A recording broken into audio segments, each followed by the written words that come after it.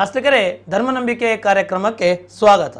ಇವತ್ತು ನೋಡಲಿಕ್ಕಿರುವಂತಹ ದೇವಸ್ಥಾನಗಳಲ್ಲಿ ದೇವರ ಮಹೋತ್ಸವ ವಿಧಿವಿಧಾನಗಳು ಯಾವ ರೀತಿಯಾಗಿದೆ, ಯಾವ ರೀತಿಯ ಮೂಲಕವಾಗಿ ಮಹೋತ್ಸವವನ್ನು ಆಚರಣೆ ಮಾಡಬೇಕು, ದೇವಸ್ಥಾನಗಳಲ್ಲಿ ದರ್ಶನ ಬಲಿ, ರಥೋತ್ಸವ, ಅವಭೃತ, ಈ ರೀತಿಯಾದಂತಹ ಬೇರೆ ಬೇರೆ ರೀತಿಯಾದಂತಹ ಉತ್ಸವಗಳನ್ನು ಗಮನಿಸ್ತಾ ಹೋಗ್ತೇವೆ. ಈ ಎಲ್ಲ ಉತ್ಸವಗಳು ವರ್ಷದಲ್ಲಿ 1-2 ದಿವಸಗಳನ್ನು ಮಾತ್ರ ಗಮನಿಸ್ತಾ ಹೋಗ್ತೇವೆ. ಇದರಲ್ಲಿ ಯಾಕೆ 1-2 ಮಾತ್ರ ನಡೆಯುವಂಥದ್ದು? ಅದರೊಟ್ಟಿಗೆ ಮಹತ್ತರವಾಗಿರುವಂಥದ್ದು ಏನು ಅಂತ ಹೇಳಿದರೆ, ದೇವಸ್ಥಾನ ದೇವರು, ದೇವರು ಮತ್ತು ಭಕ್ತರು, ಭಕ್ತರು ಮತ್ತು ದೇವಸ್ಥಾನ ಇವುಗಳ ನಡುವೆ ಇರುವಂಥ ಸಂಬಂಧಗಳು ಹೇಗೆ ಎಂಬುದನ್ನು ನಾವಿವತ್ತು ನೋಡಲಿಕ್ಕಿದ್ದೇವೆ. ಇದರ ಸಂಪೂರ್ಣ ಮಾಹಿತಿಯನ್ನು ನಮಗೆ ನೀಡಲಿಕ್ಕಿರೋರು ವಿದ್ವಾನ್ KP ಕುಮಾರಗುರು ತಂತ್ರಿಗಳು, ಜ್ಯೋತಿರ್ವಿದ್ವಾನ್ ಹಾಗೂ ಜ್ಯೋತಿಷ್ಯರು, ಕೊರಂಗರಪಾಡಿ, ಉಡುಪಿ. ಬಹಳ ಸಂತೋಷದಿಂದ ಕಾರ್ಯಕ್ರಮಕ್ಕೆ ಸ್ವಾಗತ. ನಮಸ್ಕಾರ. ಇವರು ಬಹಳ ಸಂತೋಷ ಆಗ್ತಿರುವಂಥದ್ದೇನು ಅಂತ ಹೇಳಿದರೆ, ಹಲವಾರು ದೇವಸ್ಥಾನಗಳಲ್ಲಿ ತಂತ್ರಿವರರಾಗಿ ಕೆಲಸ ಮಾಡ್ತಾ ಇದ್ದಾರೆ, ಸೇವೆ ಮಾಡ್ತಾ ಇದ್ದಾರೆ. ಹೆರ್ಮುಂಡೆ ಮಹಾವಿಷ್ಣು ಮೂರ್ತಿ ದೇವಸ್ಥಾನ, ಬೆಳ್ಳರ್ಪಾಡಿ ಮಹಾವಿಷ್ಣು ದೇವಸ್ಥಾನ, ಮಂಗಿಲಾರು ವಾಸುದೇವ ದೇವಸ್ಥಾನ, ಗಂಗೊಳ್ಳಿ ಕಾರ್ವಿಗೇರಿ ಮಹಾಕಾಳಿ ದೇವಸ್ಥಾನ, ಕಾಪು ಮಾರಿಗುಡಿ ದೇವಸ್ಥಾನ, ಉಪ್ಪಿನಕುದ್ರು ಮಹಾಗಣಪತಿ ದೇವಸ್ಥಾನ, ಉಪ್ಪಿನಕುದ್ರು ಗೋಪಾಲಕೃಷ್ಣ ದೇವಸ್ಥಾನ, ಅದರೊಟ್ಟಿಗೆ ಕಾಡುಬೆಟ್ಟು ಅಬ್ಬಗದಾರಗ ಮತ್ತು ವೀರಭದ್ರ ದೇವಸ್ಥಾನ, ಬನ್ನಂಜೆ ಶನೀಶ್ವರ ದೇವಸ್ಥಾನಗಳಲ್ಲಿ ತಂತ್ರಿವರ್ಯರಾಗಿ ಸೇವೆ ಮಾಡ್ತಾ ಇದ್ದಾರೆ. ಸುಮಾರು ಪರಂಪರಾಗತದಿಂದ ಬಂದಿರುವಂತಹ ಈ ತಂತ್ರಿವರ್ಯರನ್ನು ಶಿವತ ಅವರ ತಂದೆಯವರಾಗಿರುವಂತಹ ಪುರುಷೋತ್ತಮ ತಂತ್ರಿಗಳ ಮೂಲಕವಾಗಿ ಕುಮಾರಗುರು ತಂತ್ರಿಯವರಿಗೆ ಈ ಒಂದು ತಂತ್ರಿವರ್ಯ ಬಂದಿರುವಂಥದ್ದು. ಅದರಲ್ಲಿ ಮತ್ತೊಂದು ವಿಶೇಷ ಏನು ಅಂತ ಹೇಳಿದರೆ, ಅವನಿ ಶೃಂಗೇರಿ ಮಠದ ಆಸ್ಥಾನು ವಿದ್ವಾಂಸರಾಗಿರುವವರು ಇವರಾಗಿರ್ತಾ ಹೋಗ್ತಾರೆ. ಅದರಲ್ಲಿಯೂ ತಂತ್ರಿ ಆಗಮ ವಿದ್ಯೆಯನ್ನು ಮತ್ತಷ್ಟು ಕಲಿಬೇಕು ಅಂತ ಹೇಳೋ ನಿಷ್ಠೆಯಿಂದ ಹರಿಕೃಷ್ಣ ತಂತ್ರಿಗಳ ಮೂಲಕವಾಗಿ ಇವರು ಮತ್ತಷ್ಟು ವಿದ್ಯೆಯನ್ನು ಕಲಿತಾ ಹೋಗ್ತಾರೆ. ಅದರೊಟ್ಟಿಗೆ ಮತ್ತೊಂದು ಹೆಮ್ಮೆ ಖುಷಿ ಏನು ಅಂತ ಹೇಳಿದರೆ, ಜ್ಯೋತಿಷ್ಯದಲ್ಲಿಯೂ ಕೂಡ ವಿದ್ವಾನ್ ಮಾಡಿರ್ತಾ ಹೋಗ್ತಾರೆ. ಇವರು ಉಡುಪಿಯ ಸಂಸ್ಕೃತ ಕಾಲೇಜಿನಲ್ಲಿ ಜ್ಯೋತಿಷ್ಯ ವಿದ್ವಾನ್ ಮಾಡಿರ್ತಾರೆ. ಮತ್ತಷ್ಟು ವಿದ್ಯಾಭ್ಯಾಸಕ್ಕೋಸ್ಕರವಾಗಿ ಕೇರಳದ ಕೈವಕ್ಕು ನಾರಾಯಣ ನಂಬೂದರಿ ಅವರಿಂದ ಮತ್ತಷ್ಟು ವಿದ್ಯಾಭ್ಯಾಸವನ್ನು ಮಾಡ್ತಾ ಹೋಗ್ತಾರೆ. ಅದರೊಟ್ಟಿಗೆ ಸಂಸ್ಕೃತದಲ್ಲಿ MA. ಮತ್ತೊಂದು ವಿಶೇಷ ಏನು ಅಂತ ಹೇಳಿದರೆ, ನಮ್ಮ ಮಂಗಳೂರು ವಿಶ್ವವಿದ್ಯಾಲಯದಲ್ಲಿ PhD ಪದವಿಯನ್ನು ಜ್ಯೋತಿಷ್ಯ ಶಾಸ್ತ್ರದಲ್ಲಿ ಮಾಡ್ತಾ ಇದ್ದಾರೆ. ಬಹಳ ಸಂತೋಷ, ಮಂಗಳೂರಿನ ವಿಶ್ವವಿದ್ಯಾಲಯದಲ್ಲಿ ಮಾಡ್ತಾರೆ ಅಂತ ಹೇಳುವಂತಹ ಖುಷಿ ಆಗ್ತಾ ಇರುವಂಥದ್ದು. ಹಲವಾರು ಕ್ಷೇತ್ರಗಳಲ್ಲಿ ಅದರೊಟ್ಟಿಗೂ ಆಸ್ಥಾನ ವಿದ್ವಾಂಸರಾಗಿರುವಂತಹ ಶ್ರೀವತರು ಇವತ್ತು ನಮಗೆ ದೇವಸ್ಥಾನಗಳಲ್ಲಿ ಉತ್ಸವ ನಡೀತಾ ಹೋಗ್ತದೆ, ದೇವರಿಗಾಗುವಂತಹ ಉತ್ಸವದಲ್ಲಿ ದೇವಸ್ಥಾನ ಹಾಗೂ ಭಕ್ತರಿಗಿರುವಂತಹ ಸಂಬಂಧಗಳು ಏನು ಅಂತ ಹೇಳುವ ವಿಷಯದಲ್ಲಿ ನಮಗೆ ತಿಳಿಸ್ಲಿಕ್ಕಿದ್ದಾರೆ. ಮತ್ತೊಂದು ವಿಶೇಷ ಏನು ಅಂತ ಹೇಳಿದರೆ, ನಮಗೆಲ್ಲರಿಗೂ ಗೊತ್ತಿದೆ, ದೇವಸ್ಥಾನ ಅಂತ ಹೇಳಿದ ಕೂಡ ಅದೆಷ್ಟು ಪವಿತ್ರ ಅಂತ ಹೇಳುವಂಥದ್ದು.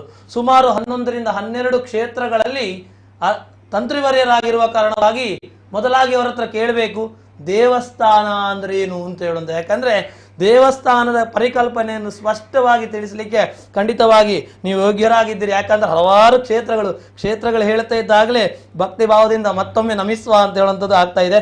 ಹಾಗಾಗಿ ದೇವಸ್ಥಾನ ಅಂತಂದ್ರೆ ಏನು?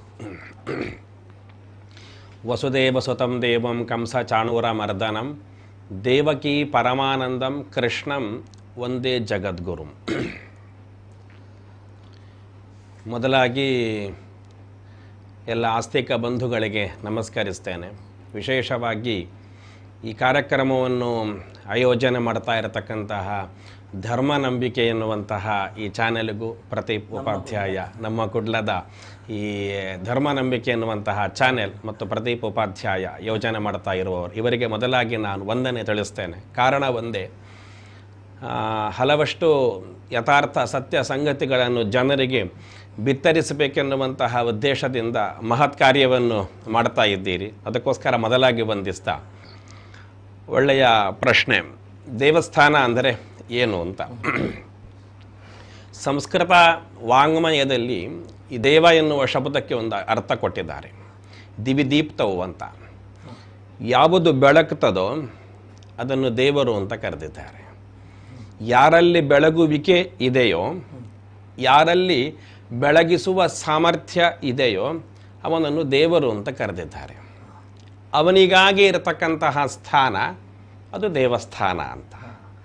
ಸಾಮಾನ್ಯವಾಗಿ ಮೇಲ್ನೋಟಕ್ಕೆ ನಾವು ಈ ಅರ್ಥವನ್ನು ಕಂಡುಕೊಂಡರೂ ಕೂಡ ಬೆಳಗುವಿಕೆ ಎನ್ನುವಂತಹದ್ದೇ ಪ್ರಧಾನವಾಗಿರುವಂತಹ ಸಂಗತಿಯಾಗಿ ಉಳ್ಳ ಒಂದು ಕ್ಷೇತ್ರವನ್ನು, ಒಂದು ಭೂಮಿಯನ್ನು, ಒಂದು ಪ್ರದೇಶವನ್ನು, ಒಂದು ಸಂಗತಿಯನ್ನು ದೇವಸ್ಥಾನ ಅಂತ ಕರೆದಿದ್ದಾರೆ. ಇದು ಯಥಾರ್ಥವಾಗಿರುವಂತಹ ದೇವಸ್ಥಾನ ಶಬ್ದದ ಅರ್ಥ. ಇಲ್ಲಿ ನಾವು ಕಾಣಲಿಕ್ಕುಂಟೇನು ಅಂತ ಕೇಳಿದರೆ, ಹಾಗಾದರೆ ಈ ದೇವರನ್ನು ಕಾಣಬೇಕಾಗಿದ್ದರೆ ನಾವು ದೇವಸ್ಥಾನಕ್ಕೆ ಹೋಗಬೇಕು. ಯಾಕೆ? ದೇವಸ್ಥಾನದ ಸ್ವರೂಪ ಏನು?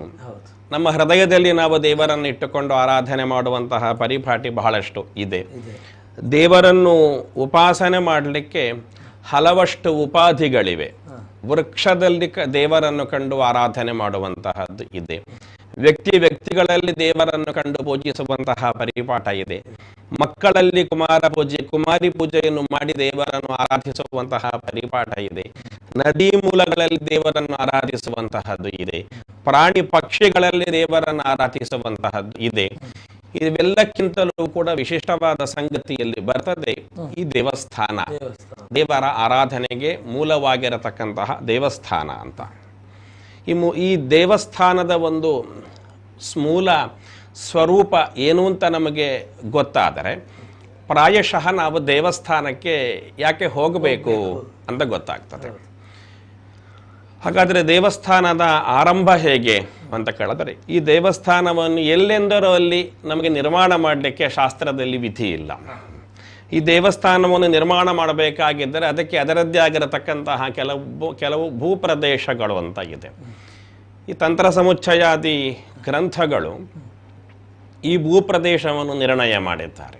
ತೀರ್ಥಾಂತೆ, ತಟಿನಿ ತಟೆ, ಜಲನಿಧೆ ಸ್ಥಿರೆ, ಸರಿತ್ ಸಂಗಮೆ, ಶೈಲಾಗ್ರೆ ಅದ್ರಿತಟೆ, ವನೋಪವನಯೋ ಉದ್ಯಾನ ದೇಶೇ ತಥ ಸಿದ್ಧಾಧ್ಯಾಯತನೇಶು ವಾ ಗುರುವರೋ ಗ್ರಾಮೇ ಪುರೇ ಪತ್ತನೆ ದೇಶೇನ್ಯತ್ರ ಮನೋರಮೆ ಸ್ವರಸಮಿಜ್ಯಾಯಿ ಕ್ಷಿತಿಂ ಕಲ್ಪಯೇತ್ ಅಂತ ಅರ್ಥ. ಒಂದು ದೇವಸ್ಥಾನವನ್ನು ನಿರ್ಮಾಣ ಮಾಡಬೇಕಾಗಿದ್ದರೆ ಯಾವ ಪ್ರದೇಶ ಬೇಕು ಅಂತ ಮೊದಲು ನಿರ್ಣಯ ಮಾಡಿದರು. ಯಾಕೆ ಅಂತ ಕೇಳಿದರೆ, ದೇವರನ್ನು ಪ್ರತಿಷ್ಠಾಪಿಸುವ ಭೂಮಿಯಲ್ಲಿ ಒಂದು ದೇವರನ್ನು ಭರಿಸಿಕೊಳ್ಳುವಂತಹ ಯೋಗ್ಯತೆ ಬೇಕಾಗ್ತದೆ. ಹೇಗೆ ಒಂದು ಗರ್ಭವನ್ನು ಧರಿಸಬೇಕಾಗಿದ್ದರೆ ಗರ್ಭಿಣಿಗೆ ಸರಿಯಾದ ಸಾಮರ್ಥ್ಯದ ಅವಶ್ಯಕತೆ ಇದೆಯೋ, ಅದೇ ಪ್ರಕಾರ ದೇವರನ್ನು ಭರಿಸಿಕೊಳ್ಳುವಂತಹ ಸಾಮರ್ಥ್ಯ ಆ ಭೂಮಿಗೆ ಬೇಕಾಗ್ತದೆ. ಹಾಗಾದರೆ ಆ ಭೂಮಿ ಯಾವುದು ಅಂತ ಕೇಳಿದರೆ, ಒಂದು ಒಳ್ಳೆಯ ಲಿಸ್ಟ್ ಮಾಡ್ತಾರೆ. ತೀರ್ಥ ಅಂತೆ, ಒಂದು ಒಳ್ಳೆಯ ತೀರ್ಥ ಕ್ಷೇತ್ರ. ಅದು ಯಾವುದು? ತೀರ್ಥ ಎನ್ನುವಂತಹ ಹೆಸರುಳ್ಳಂತಹ ನೀರಿನ ಪ್ರದೇಶ ಅಂತ ಆಗಬೇಕು ಅಂತ ಅರ್ಥ. ಅದು ಅಲ್ಲ ಅಂತ ಆಗಿದ್ದರೆ ತಟಿನಿ ತಟೆ, ಯಾವ ಸರೋವರ ಆದರೂ ಕೂಡ ಅಡ್ಡಿ ಇಲ್ಲ. ಪ್ರಾಕೃತಿಕವಾಗಿ ಆಗಿರತಕ್ಕಂತಹ ಒಂದು ಸರೋವರದ ಪರಿಸರದಲ್ಲಿ ದೇವರನ್ನು ಪ್ರತಿಷ್ಠಾಪನೆ ಮಾಡಬೇಕು ಅಂತ ಹೇಳಿದರು. ತೀರ್ಥಾಂತೆ ತಟಿನಿ ತಟೆ ಜಲನಿಧೇಹೆ ತೀರೆ, ಸಮುದ್ರದ ಹತ್ತಿರದಲ್ಲಿ ದೇವರನ್ನು ಪ್ರತಿಷ್ಠಾಪನೆ ಮಾಡಿ. ಸರಿತ್ ಸಂಗಮೆ, ನದಿಗಳು ಸಂಗಮಗೊಳ್ಳುವಂತಹ ಪ್ರದೇಶದಲ್ಲಿ ಹತ್ತಿರದಲ್ಲಿ ದೇವಸ್ಥಾನವನ್ನು ನಿರ್ಮಾಣ ಮಾಡಿ ಅಂತ ಹೇಳಿದರು. ಇನ್ನು ಶೈಲಾಗ್ರೆ ಮತ್ತು ಅದ್ರಿತಟೆ ಅಂತ ಅರ್ಥ. ಒಂದು ಶೈಲದ ಎತ್ತರದಲ್ಲಿ ನಾವು ಕಾಣುತ್ತೇವೆ ಕಾರಿಂಜೇಶ್ವರ ದೇವಸ್ಥಾನ, ಅದು ಶೈಲಾಗ್ರದಲ್ಲಿ ಇರತಕ್ಕಂತಹ ದೇವಸ್ಥಾನ. ಆ ಪರ್ವತಾಗ್ರದಲ್ಲಿ ಇರತಕ್ಕಂತಹ ದೇವಸ್ಥಾನ. ಅಥವಾ ಅದ್ರಿತಟೆ, ಪರ್ವತದ ಬುಡದಲ್ಲಿ ಆ ದೇವಸ್ಥಾನವನ್ನು ಕೂಡ ನಿರ್ಮಾಣ ಮಾಡುವಂತಹ ವಿಧಿ ಎನ್ನುವಂತಹದ್ದು ಇದೆ. ಇನ್ನು ವನ ಉಪವನಯೋ, ಕಾಡು ಅಥವಾ ಕಾಡಿನ ಪ್ರದೇಶದ ಹತ್ತಿರದ ಜಾಗದಲ್ಲಿ ದೇವರನ್ನು ಪ್ರತಿಷ್ಠಾಪನೆ ಅಂತ ಮಾಡಬೇಕು. ಇನ್ನು ಸಿದ್ಧಾಧ್ಯಾಯತನೇಶು ವಾ ಗುರುವರೋ ಗ್ರಾಮೇ ಪುರೇ ಪತ್ತನೆ, ಸಿದ್ಧರು ಋಷಿಗಳು ಇದ್ದು ತಪಸ್ಸು ಮಾಡಿದಂತಹ ಒಂದು ಪ್ರದೇಶ, ಒಂದು ಗ್ರಾಮ, ಒಂದು ಪುರ, ಹಳ್ಳಿ, ಇಲ್ಲಿ ದೇವರನ್ನು ನೋಡಿಕೊಂಡು ಒಳ್ಳೆಯ ಸ್ಥಳವನ್ನು ನೋಡಿಕೊಂಡು ಪ್ರತಿಷ್ಠಾಪನೆ ಮಾಡಬೇಕು. ಇನ್ನೂ ತುಂಬ ಅದಕ್ಕೆ ಲೀಸ್ಟ್ ಹೇಳ್ತಾರೆ. ಆ ಭೂಮಿಯ ಪ್ರದೇಶಗಳು ಹೇಗಿರಬೇಕು, ಅದು ಯಾವ ಭೂಮಿಯ ಲಕ್ಷಣ ಅಂತ ಇದನ್ನೆಲ್ಲ ಹೇಳ್ತಾರೆ. ಇನ್ನು ಕೊನೆಗೆ ಹೇಳಿದ್ರು ಏನು ಕೇಳಿದ್ರೆ, ದೇಶೇನ್ಯತ್ರ ಮನೋರಮೆ ಅಂತ ಅರ್ಥ. ಆ ಭೂಮಿಯನ್ನು ಕಂಡಾಗ ಸಂಬಂಧಪಟ್ಟಂತಹ ವ್ಯಕ್ತಿಗಳಿಗೆ ಈ ಭೂಮಿಯಲ್ಲಿ ದೇವರನ್ನು ಪ್ರತಿಷ್ಠಾಪಿಸಬಹುದು ಎನ್ನುವಂತಹ ಮನಸ್ಸಿಗೆ ತೋರಬೇಕು. ಮನಸ್ಸಿಗೆ ಕಣ್ಣಿಗೆ ನೋಡುವಾಗ ಚಂದ ಇರಬೇಕು ಅಂತ ಶಾಸ್ತ್ರದಲ್ಲಿ ಹೇಳಲಿಲ್ಲ. ಮನೋರಮೆ ಮನೋಮುಖವಾಗಿ ಎಲ್ಲಿ ಇರ್ತದೋ ಇಲ್ಲಿ ಸ್ವರಸಮಿಜ್ಯಾಯೇ ಕ್ಷಿತಿಂ ಕಲ್ಪಯೇತ್, ದೇವರನ್ನು ಪ್ರತಿಷ್ಠಾಪನೆ ಮಾಡಲಿಕ್ಕೆ ಭೂಮಿಯನ್ನು ಕಲ್ಪಿಸಿಕೊಳ್ಳಿ ಅಂತ ಮೊದಲು ಹೇಳಿದರು. ಹಾಗಾದರೆ ಮೊದಲಾಗಿ ಈ ದೇವಸ್ಥಾನವನ್ನು ಕಟ್ಟಬೇಕಾಗಿದ್ದರೆ ಎಲ್ಲೆಂದರಲ್ಲೂ ಕಟ್ಟುವ ಹಾಗೆ ಇಲ್ಲ ಎನ್ನುವುದನ್ನು ಶಾಸ್ತ್ರಕಾರರು ಮೊದಲಾಗಿ ನಿಬಂಧ ಮಾಡಿದ್ದಾರೆ. ಅದಕ್ಕಾಗಿರತಕ್ಕಂತಹ ಪ್ರದೇಶದಲ್ಲಿ ದೇವಸ್ಥಾನವನ್ನು ಕಟ್ಟಬೇಕು. ಕಟ್ಟಲಿಕ್ಕೆ ಬೇಕಾಗಿರುವಂತಹ ಕೆಲವು ನಿಯಮಗಳು ಅಂತ ಇದೆ. ದೇವಸ್ಥಾನವನ್ನು ಕಟ್ಟಬೇಕಾಗಿದ್ದರೂ ಕೂಡ ಆ ಭೂಮಿಯನ್ನು ನಾವು ಶೋಧಿಸಬೇಕು. ಎಷ್ಟು ಶೋಧಿಸಬೇಕು ಅಂತ ಕೇಳಿದ್ರೆ, ಪುರುಷ ಪ್ರಮಾಣದಲ್ಲಿ ಭೂಮಿಯ ಮಣ್ಣನ್ನು ತೆಗಿಬೇಕು ಅಂತ ಅರ್ಥ. ಪುರುಷ ಪ್ರಮಾಣದಲ್ಲಿ ಭೂಮಿಯ ಮಣ್ಣನ್ನು ತೆಗೆಯುವಾಗ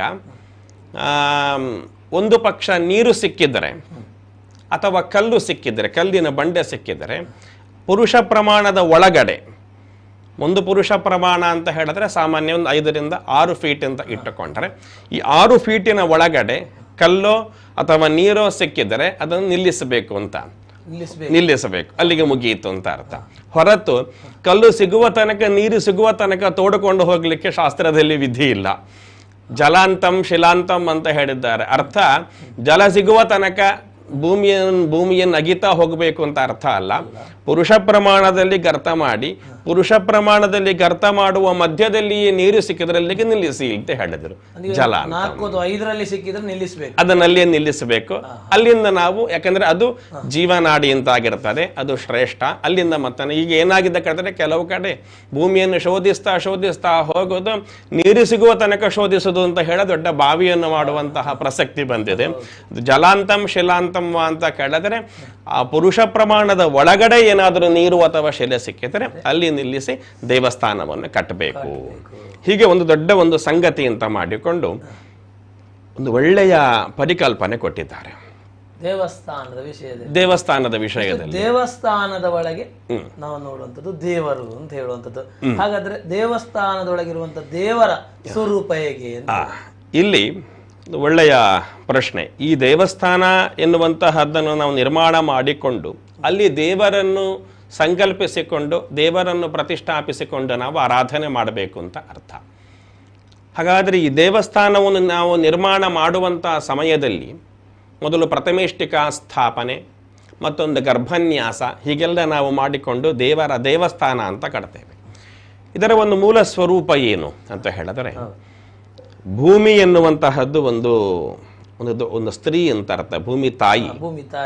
ಆ ಭೂಮಿ ತಾಯಿಯಲ್ಲಿ ಗರ್ಭನ್ಯಾಸ ಮಾಡಬೇಕು ಅಂತ ಅರ್ಥ. ದೇವರು ಎನ್ನುವಂತಹ ಶಕ್ತಿಯುತವಾಗಿರತಕ್ಕಂತಹ ವೀರ್ಯವನ್ನು ನಾವು ಆ ಭೂಮಿಯಲ್ಲಿ ಇಟ್ಟಾಗ ಆ ಭೂಮಿ ತಾಯಿ ಗರ್ಭನ್ಯಾಸ, ಗರ್ಭಗುಡಿಯಲ್ಲಿ ದೇವರನ್ನು ಪ್ರತಿಷ್ಠಾಪಿಸಲು ಗರ್ಭನ್ಯಾಸ ಮಾಡಿದಾಗ ದೇವರು ಎನ್ನುವಂತಹ ಸೀಡ್, ಒಳ್ಳೆಯ ಬೀಜವನ್ನು ಸಂಸ್ಕರಿಸಿ, ಮಂತ್ರಮಯವಾಗಿರತಕ್ಕಂತಹ ಬೀಜವನ್ನು ಸಂಸ್ಕರಿಸಿ ಭೂಮಿಯಲ್ಲಿ ನಾವು ಬಿತ್ತಿದ ಮಂತ್ರಮಯವಾದಂತಹ ಆ ದ್ರವ್ಯಗಳು ದೇವಸ್ಥಾನ ಎನ್ನುವಂತಹ ದೊಡ್ಡ ವೃಕ್ಷವಾಗಿ ಬೆಳೀತದೆ. ಅದು 1000 ಜನರಿಗೆ ಆಶ್ರಯ ತಾಣವಾಗಿ ಅದು ಬೆಳೆದು ನಿಲ್ತದೆ. ಈ ವೃಕ್ಷದ ಕೆಳಗಡೆ ಯಾರೆಲ್ಲ ಬರ್ತಾರೆ ಅವರಿಗೆಲ್ಲ ಆಶ್ರಯ ಉಂಟು, ನೆರಳುಂಟು, ಅವರ ದಣಿವು ಆರ್ತದೆ, ಅವರ ಮನಸ್ಸು ನಿರ್ಮಲ ಆಗ್ತದೆ, ಬೇಕಾದಷ್ಟು ಅವರಿಗೆ ಒಳ್ಳೆಯ ಜೀವನ ಎನ್ನುವಂತಹದ್ದು ಸಿಗ್ತದೆ. ಇದು ದೇವಸ್ಥಾನವನ್ನು ಮೊದಲಾಗಿ ಹಿರಿಯರು ಕಲ್ಪಿಸಿಕೊಂಡಂತಹ ಒಂದು ವ್ಯವಸ್ಥೆ. ಇದರಲ್ಲಿ ನಾವು ದೇವರನ್ನು ಪ್ರತಿಷ್ಠಾಪಿಸುವಂತಹದ್ದು ಒಂದು ದೊಡ್ಡ ಸಂಗತಿ. ಕಾರಣ ಈ ದೇವಸ್ಥಾನದ ಬಗ್ಗೆ ನಾನೊಂದು ಸ್ವಲ್ಪ ಹೇಳಲಿಕ್ಕುಂಟು. ಕಾರಣ ಏನು ಅಂತ ಹೇಳಿದ್ರೆ, ಈ ದೇವಸ್ಥಾನದಲ್ಲಿ ದೇವರನ್ನು ಪ್ರತಿಷ್ಠಾಪನೆ ಮಾಡುವಾಗ ದೇವಸ್ಥಾನಕ್ಕೆ 2 ಸ್ವರೂಪ ಅಂತ ಇದೆ. ಒಂದು ಸ್ಥೂಲ ಸ್ವರೂಪ, ಮತ್ತೊಂದು ಸೂಕ್ಷ್ಮ ಸ್ವರೂಪ ಅಂತ 2 ಇದೆ. ಸ್ಥೂಲ ಅಂತ ಹೇಳಿದ್ರೆ ಗೊತ್ತಿದೆ, ದೊಡ್ಡದು ಅಂತ ಅರ್ಥ. ಸೂಕ್ಷ್ಮ ಅಂದರೆ ಗೊತ್ತಿದೆ, ಸಣ್ಣದು, ಚಿಕ್ಕದು ಅಂತ ಅರ್ಥ. ದೇವಸ್ಥಾನ ಅದು ಸ್ಥೂಲ, ದೊಡ್ಡದು. ಅದರ ಒಳಗಡೆ ಇರತಕ್ಕಂತಹ ಬಿಂಬ ಅದು ಸೂಕ್ಷ್ಮ ಅಂತ ಅರ್ಥ, ಅದು ಬಹಳ ಸೂಕ್ಷ್ಮ. ಇನ್ನೊಂದಿದೆ, ದೇವರ ಬಿಂಬವೂ ಸ್ಥೂಲ, ಅದು ಕಣ್ಣಿಗೆ ಕಾಣುತ್ತದೆ, ದೊಡ್ಡದು. ನೀವು ದೇವಸ್ಥಾನದ ಹೊರಗಡೆ ನಿಂತಾಗ ದೇವರು ಕಾಣಿಸೋದಿಲ್ಲ, ದೇವಸ್ಥಾನ ಮಾತ್ರ ಕಾಣುತ್ತದೆ. ಅದರಿಂದಾಗಿ ದೇವಸ್ಥಾನ ಸ್ಥೂಲ ಆಯಿತು, ಒಳಗಡೆ ಇರುವ ದೇವರು ಸೂಕ್ಷ್ಮ ಆಯಿತು. ಒಳಗಡೆ ಬಂದ್ರಿ, ದೇವರನ್ನು ಕಂಡಾಗ ದೇವರು ಸ್ಥೂಲ ಆಯಿತು, ಯಾಕಂದ್ರೆ ದೇವರು ಕಂಡ್ರು, ದೇವರ ಮೂರ್ತಿ ಕಾಣಲಿಕ್ಕೆ ಸಿಕ್ಕಿತು. ದೇವರ ಒಳಗಡೆ ಇರತಕ್ಕಂತಹ ಪರಮ ಚೈತನ್ಯ ಏನಿದೆ ಅದು ಸೂಕ್ಷ್ಮ ಆಯಿತು. ಹೀಗೆ ಒಂದು ಪ್ರಾಸಾದೋರ್ಚಾರತ ವಿಶ್ವೇಶು ತಿರಿಹ ವಪುಷಿ ಸ್ಥೂಲ ಸೂಕ್ಷ್ಮ ಅಂತ ಒಂದು ಸ್ಥೂಲ ಮತ್ತು ಸೂಕ್ಷ್ಮದ ಸ್ವರೂಪ ದೇವಸ್ಥಾನದ ಪರಿಕಲ್ಪನೆಯಲ್ಲಿ ಇದೆ. ಇದನ್ನು ಸರಿಯಾಗಿ ನಾವು ತಿಳ್ಕೊಂಡಾಗ ಮಾತ್ರ ದೇವಸ್ಥಾನದಲ್ಲಿ ಜನರು ಭಕ್ತರ ಚಟುವಟಿಕೆ ಹೇಗಿರಬೇಕು, ಹೇಗಿರ್ತದೆ ಎನ್ನುವಂತಹದ್ದು ಗೊತ್ತಾಗ್ತದೆ. ಹಾಗಾದ್ರೆ ಈ ದೇವಸ್ಥಾನದ ಸ್ಥೂಲ ಪರಿಕಲ್ಪನೆ ಎಂದರೆ ಏನು? ಒಬ್ಬ ವ್ಯಕ್ತಿಯನ್ನು ಅಂಗಾತವಾಗಿ ಮಲಗಿಸಬೇಕು. ವಿರಾಟ್ ಪುರುಷ ಅಂತ ಅರ್ಥ. ದೊಡ್ಡ ವ್ಯಕ್ತಿಯನ್ನು ನಾವು ಅಂಗಾತವಾಗಿ ಪೂರ್ವ ಪಶ್ಚಿಮವಾಗಿ ನಾವು ಮಲಗಿಸಿದಾಗ ಈ ಪುರುಷ ವ್ಯಕ್ತಿಯ ದೇಹದಲ್ಲಿ ಯಾವ ಅಂಗಾಂಗದಲ್ಲಿ ಯಾವ ಸ್ಥಾನಗಳು ಬರ್ತದೆ, ಈ ಎಲ್ಲ ಸ್ಥಾನವನ್ನು ದೇವಸ್ಥಾನ ಅಂತ ಕರೆದಿದ್ದಾರೆ.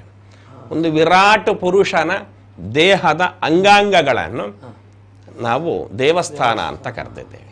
ಇದಕ್ಕೆ ಶಾಸ್ತ್ರದಲ್ಲಿ ಒಂದು ಒಳ್ಳೆಯ ಅದಕ್ಕೆ ಸ್ವರೂಪವನ್ನು ಕೊಟ್ಟಿದ್ದಾರೆ. ಒಂದು ಕಲ್ಪಿಸಿಕೊಳ್ಳಿ, ಒಂದು ವ್ಯವಸ್ಥೆಯನ್ನು ಕಲ್ಪಿಸಿಕೊಳ್ಳಿ. ಪೂರ್ವಕ್ಕೆ ತಲೆ ಮಾಡಿ ಮಲಗಿದಂತಹ, ಪಶ್ಚಿಮಕ್ಕೆ ಕಾಲು ಹಾಕಿ ಮಲಗಿದಂತಹ ಒಬ್ಬ ವಿರಾಟ್ ಪುರುಷ, ದೊಡ್ಡ ಒಬ್ಬ ಪುರುಷ ಮಲಗಿದ್ದಾನೆ. ಹೀಗೆ ಅಂಗಾತ ಮಲಗಿದಂತಹ ವ್ಯಕ್ತಿಯ ದೇಹವನ್ನು ವಿಭಾಗ ಮಾಡ್ತಾರೆ, 7 ವಿಭಾಗ ಮಾಡ್ತಾರೆ. ಈ ದೇವಸ್ಥಾನ ಎನ್ನುವಂತಹದ್ದು 7 ವಿಭಾಗದಲ್ಲಿ ತೆರೆದುಕೊಳ್ತದೆ ಅಂತ ಅರ್ಥ.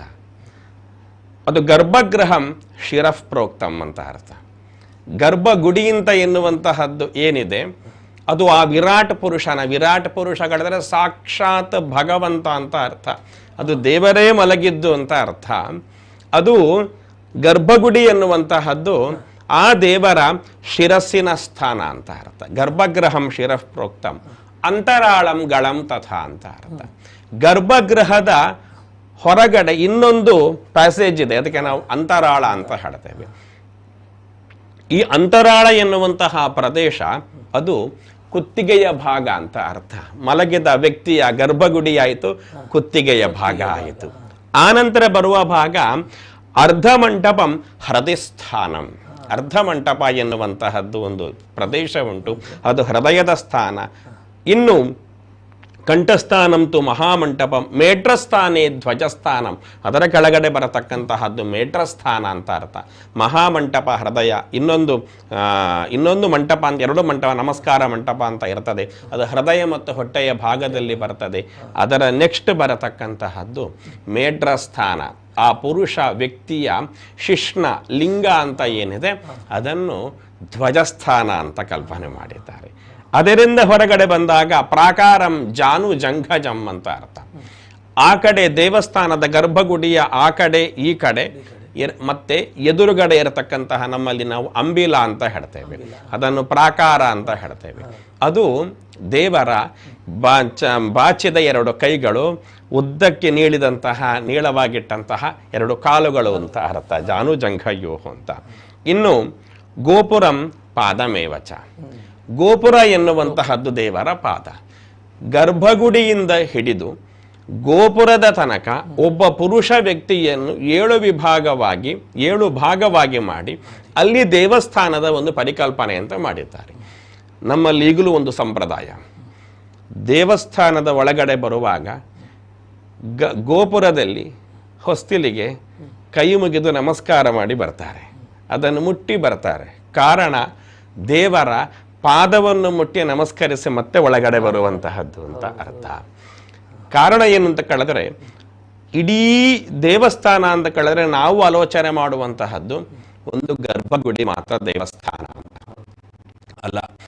ದೇವಸ್ಥಾನ ಅಂತ ಕೇಳಿದ್ರೆ ಕೇವಲ ಗರ್ಭಗುಡಿ ಮಾತ್ರ ಅಲ್ಲ, ಗರ್ಭಗುಡಿಯಿಂದ ಹೊರಗಡೆ ಇರತಕ್ಕಂತಹ ಅಂತರಾಳ, ಅದರ ಹೊರಗಡೆ ಕಾಣತಕ್ಕಂತಹ ಮಂಟಪಾದಿಗಳು, ಅದರ ಹೊರಗಡೆ ಇರತಕ್ಕಂತಹ ಪ್ರಾಕಾರಾದಿಗಳು, ಇನ್ನು ಮುಂದಕ್ಕೆ ಕಾಣತಕ್ಕಂತಹ ಗೋಪುರಗಳು ಇದಿಷ್ಟೂ ಕೂಡ ದೇವಸ್ಥಾನದ ವ್ಯಾಪ್ತಿಯಲ್ಲಿ ಸೇರ್ತದೆ.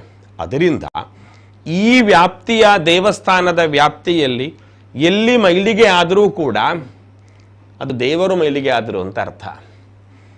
ಯಾಕಂದರೆ ಪಾದ ಮುಟ್ಟಿ ನಮಸ್ಕಾರ ಮಾಡ್ತಾರೆ, ಪಾದದಲ್ಲಿ ಯಾರಾದರೂ ಒಂದು ಮಗು ಒಂದು ಮಲಮೂತ್ರ ವಿಸರ್ಜನೆ ಮಾಡಿದರೆ ದೇವರ ಪಾದ ಮೈಲಿಗೆ ಆಯಿತು. ಅದರಿಂದಾಗಿ ನಾವು ಗರ್ಭಗುಡಿಯ ಒಳಗಡೆ ಇರತಕ್ಕಂತಹ ದೇವರಿಗೆ ಕಲಶಾಭಿಷೇಕ ಮಾಡಿದಾಗ ಇಲ್ಲಿ ಮಲಮೂತ್ರವನ್ನು ಶುದ್ಧ ಮಾಡಿದ ನಂತರ ಈ ಪಾದ ಶುದ್ಧ ಆಯಿತು ಅಂತ ಅರ್ಥ.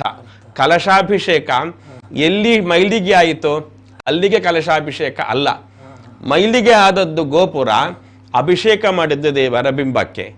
ಗೋಪುರ ಮೈಲಿಗೆಯಾದಾಗ ದೇವರು ಮೈಲಿಗೆಯಾದರು, ದೇವರು ಮಡಿಯಾದಾಗ ಗೋಪುರ ಮಡಿಯಾಯಿತು. ಹಾಗಾದರೆ ಇದೊಂದು ಅತ್ರ ಆಧಾರಾಧೇಯ ಭಾವ ಅಂತ, ಒಂದು ಇಲ್ಲಿ ಆಧಾರ ಮತ್ತು ಆಧೇಯ ಅನ್ನತಕ್ಕಂತಹ ಭಾವ. ಈ ದೇವಸ್ಥಾನ ಇಡೀ ಒಂದು ಪರಿಕಲ್ಪನೆ. ಅದರಿಂದಾಗಿ ನಾವು ದೇವಸ್ಥಾನದ ಒಳಗಡೆ ಹೋಗುವಾಗ ಗರ್ಭಗುಡಿಯ ಒಳಗಡೆ ಅರ್ಚಕರು ಯಾವ ರೀತಿಯಲ್ಲಿ ಶುದ್ಧಾಚಾರದಲ್ಲಿ, ಶುದ್ಧತೆಯಲ್ಲಿ, ಬದ್ಧತೆಯಲ್ಲಿ ಹೋಗ್ತಾರೋ ಅದೇ ಪ್ರಕಾರ ದೇವಸ್ಥಾನದ ಒಳಗಡೆ ಬರತಕ್ಕಂತಹ ಸಮಗ್ರ ಭಕ್ತರು ಕೂಡ ಅದೇ ಶುದ್ಧಾಚಾರದಲ್ಲಿ, ಅದೇ ಬದ್ಧತೆಯಲ್ಲಿ ಬರಬೇಕು. ಯಾಕಂದರೆ ಇವತ್ತು ನಿಯಮ, ಸೂತಕಾದಿಗಳು ಇದ್ದವರು ಒಳಗಡೆ ಬರಬಾರದು. ಕಾರಣ ಅದು ದೇವರದ್ದೇ ಒಂದು, ಇಡೀ ದೇವಸ್ಥಾನ ದೇವರದ್ದೇ ಒಂದು ಅಂಗ ಆಗಿರುವುದರಿಂದ. ಇದರಿಂದಾಗಿ ದೇವಸ್ಥಾನ, ಅದರಲ್ಲಿ ದೇವರು, ಅದು ಒಂದು ಸ್ಥೂಲ ಸ್ವರೂಪ, ಮತ್ತೊಂದು ಸೂಕ್ಷ್ಮ ಸ್ವರೂಪ. ಬಿಂಬವೇ ಸ್ಥೂಲ ಸ್ವರೂಪ ಆದಾಗ ಬಿಂಬ ದೇವರಲ್ಲ. ಬಿಂಬದಲ್ಲಿ ದೇವರನ್ನು ಪ್ರತಿಷ್ಠಾಪಿಸಿ ಬಿಂಬದಲ್ಲಿ ನಾವು ದೇವರನ್ನು ಕಾಣಬೇಕು. ದೇವಸ್ಥಾನವನ್ನು ಕಂಡಾಗ ದೇವಸ್ಥಾನಕ್ಕೆ ನಮಸ್ಕರಿಸ್ತೇವೆ, ದೇವಸ್ಥಾನದಿಂದ ಒಳಗಡೆ ಬಂದಾಗ ಬಿಂಬಕ್ಕೆ ನಮಸ್ಕರಿಸ್ತೇವೆ. ಬಿಂಬವನ್ನು ಕಂಡಾಗ ಕೇವಲ ಬಿಂಬ ಕಾಣಬಾರದು, ಬಿಂಬದ ಒಳಗಡೆ ಇರತಕ್ಕಂತಹ ಪರಮ ಚೈತನ್ಯ, ಆ ಚೈತನ್ಯವನಿಗೆ ಕಂಡು ಅದಕ್ಕೆ ಒಂದು ನಮಸ್ಕಾರ ಅಂತ ಮಾಡಬೇಕು.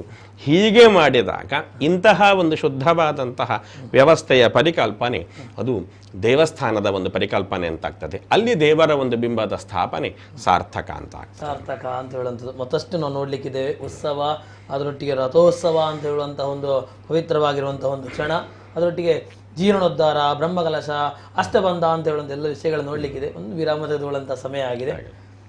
ಆಸ್ತಿಕರೇ, ಧರ್ಮನಂಬಿಕೆ ಕಾರ್ಯಕ್ರಮದಲ್ಲಿ ಒಂದು ಸಣ್ಣ ವಿರಾಮ.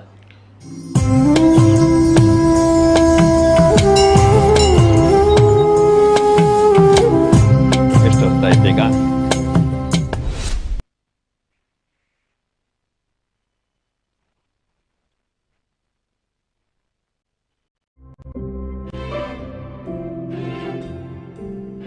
ನಾವು ಮಾಡೋ ಪ್ರತಿ ನಿರ್ಧಾರಕ್ಕೂ ಅನೇಕ ಅಭಿಪ್ರಾಯಗಳು ಬರುತ್ತೆ. ಅದು ಸರಿಯಿಲ್ಲ, ಇದು ಬೇಡ, ಈ ರೀತಿ.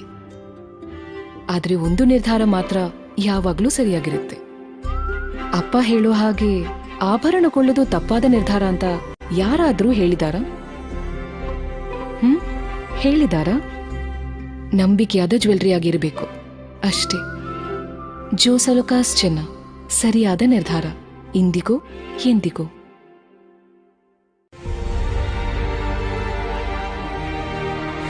ಆರ್ಥಿಕ ಅಭಿವೃದ್ಧಿ ಕಾರ್ಯಕ್ರಮ.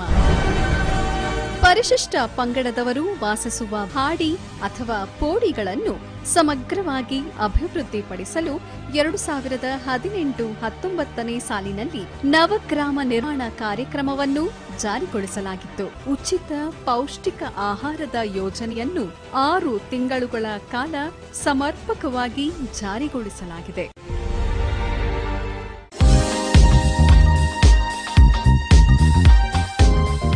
ಹಾಯ್, ಹಲೋ, ನಮಸ್ಕಾರ. ನಾನು ನಿಮ್ಮ ಭೋಜರಾಜ್ ವಾಮಂಜೂರು. ನಾನಿವಾಗ ಜೀನಿ ಹೊಸ ಪ್ರಾಡಕ್ಟಿನ ಬಗ್ಗೆ ಹೇಳುವುದಕ್ಕೆ ಬಂದಿದ್ದೀನಿ. ಇಡೀ ವಿಶ್ವಕ್ಕೆ ಶಕ್ತಿ ಮಹಿಳೆ. ಆ ಮಹಿಳೆಯ ಶಕ್ತಿಯನ್ನು ಹೆಚ್ಚಿಸಲು ಬರ್ತಾ ಇದೆ ಜೀನಿಯಿಂದ ಇನ್ನೊಂದು ಅದ್ಭುತ ಕೊಡುಗೆ, ಜೀನಿ ವುಮೆನ್ ಸ್ಟ್ರಾಂಗ್. ಪ್ರತಿದಿನ ಜೀನಿ ಕುಡಿಯಿರಿ, ಆರೋಗ್ಯವಾಗಿರಿ. ಜೀನಿ ಕುಡಿಯಿರಿ, ಆರೋಗ್ಯವಾಗಿರಿ. ಹಾಯ್ ಅನು ಅಕ್ಕ. ಹೇಳು ಪುಟ್ಟ. ನಾಳೆ ನೀನು ಮದ್ವೆದ ಸಾರಿ ತಕೊಳ್ಳಿಕ್ಕೆ ಬರ್ತೀಯ ಅಲ್ವಾ? ಇಲ್ಲ ಪುಟ್ಟ, ನಾಳೆ ಮೀಟಿಂಗ್ ಇದೆ. ಪ್ಲೀಸ್ ಪ್ಲೀಸ್ ನೀನು ಬರ್ಬೇಕು.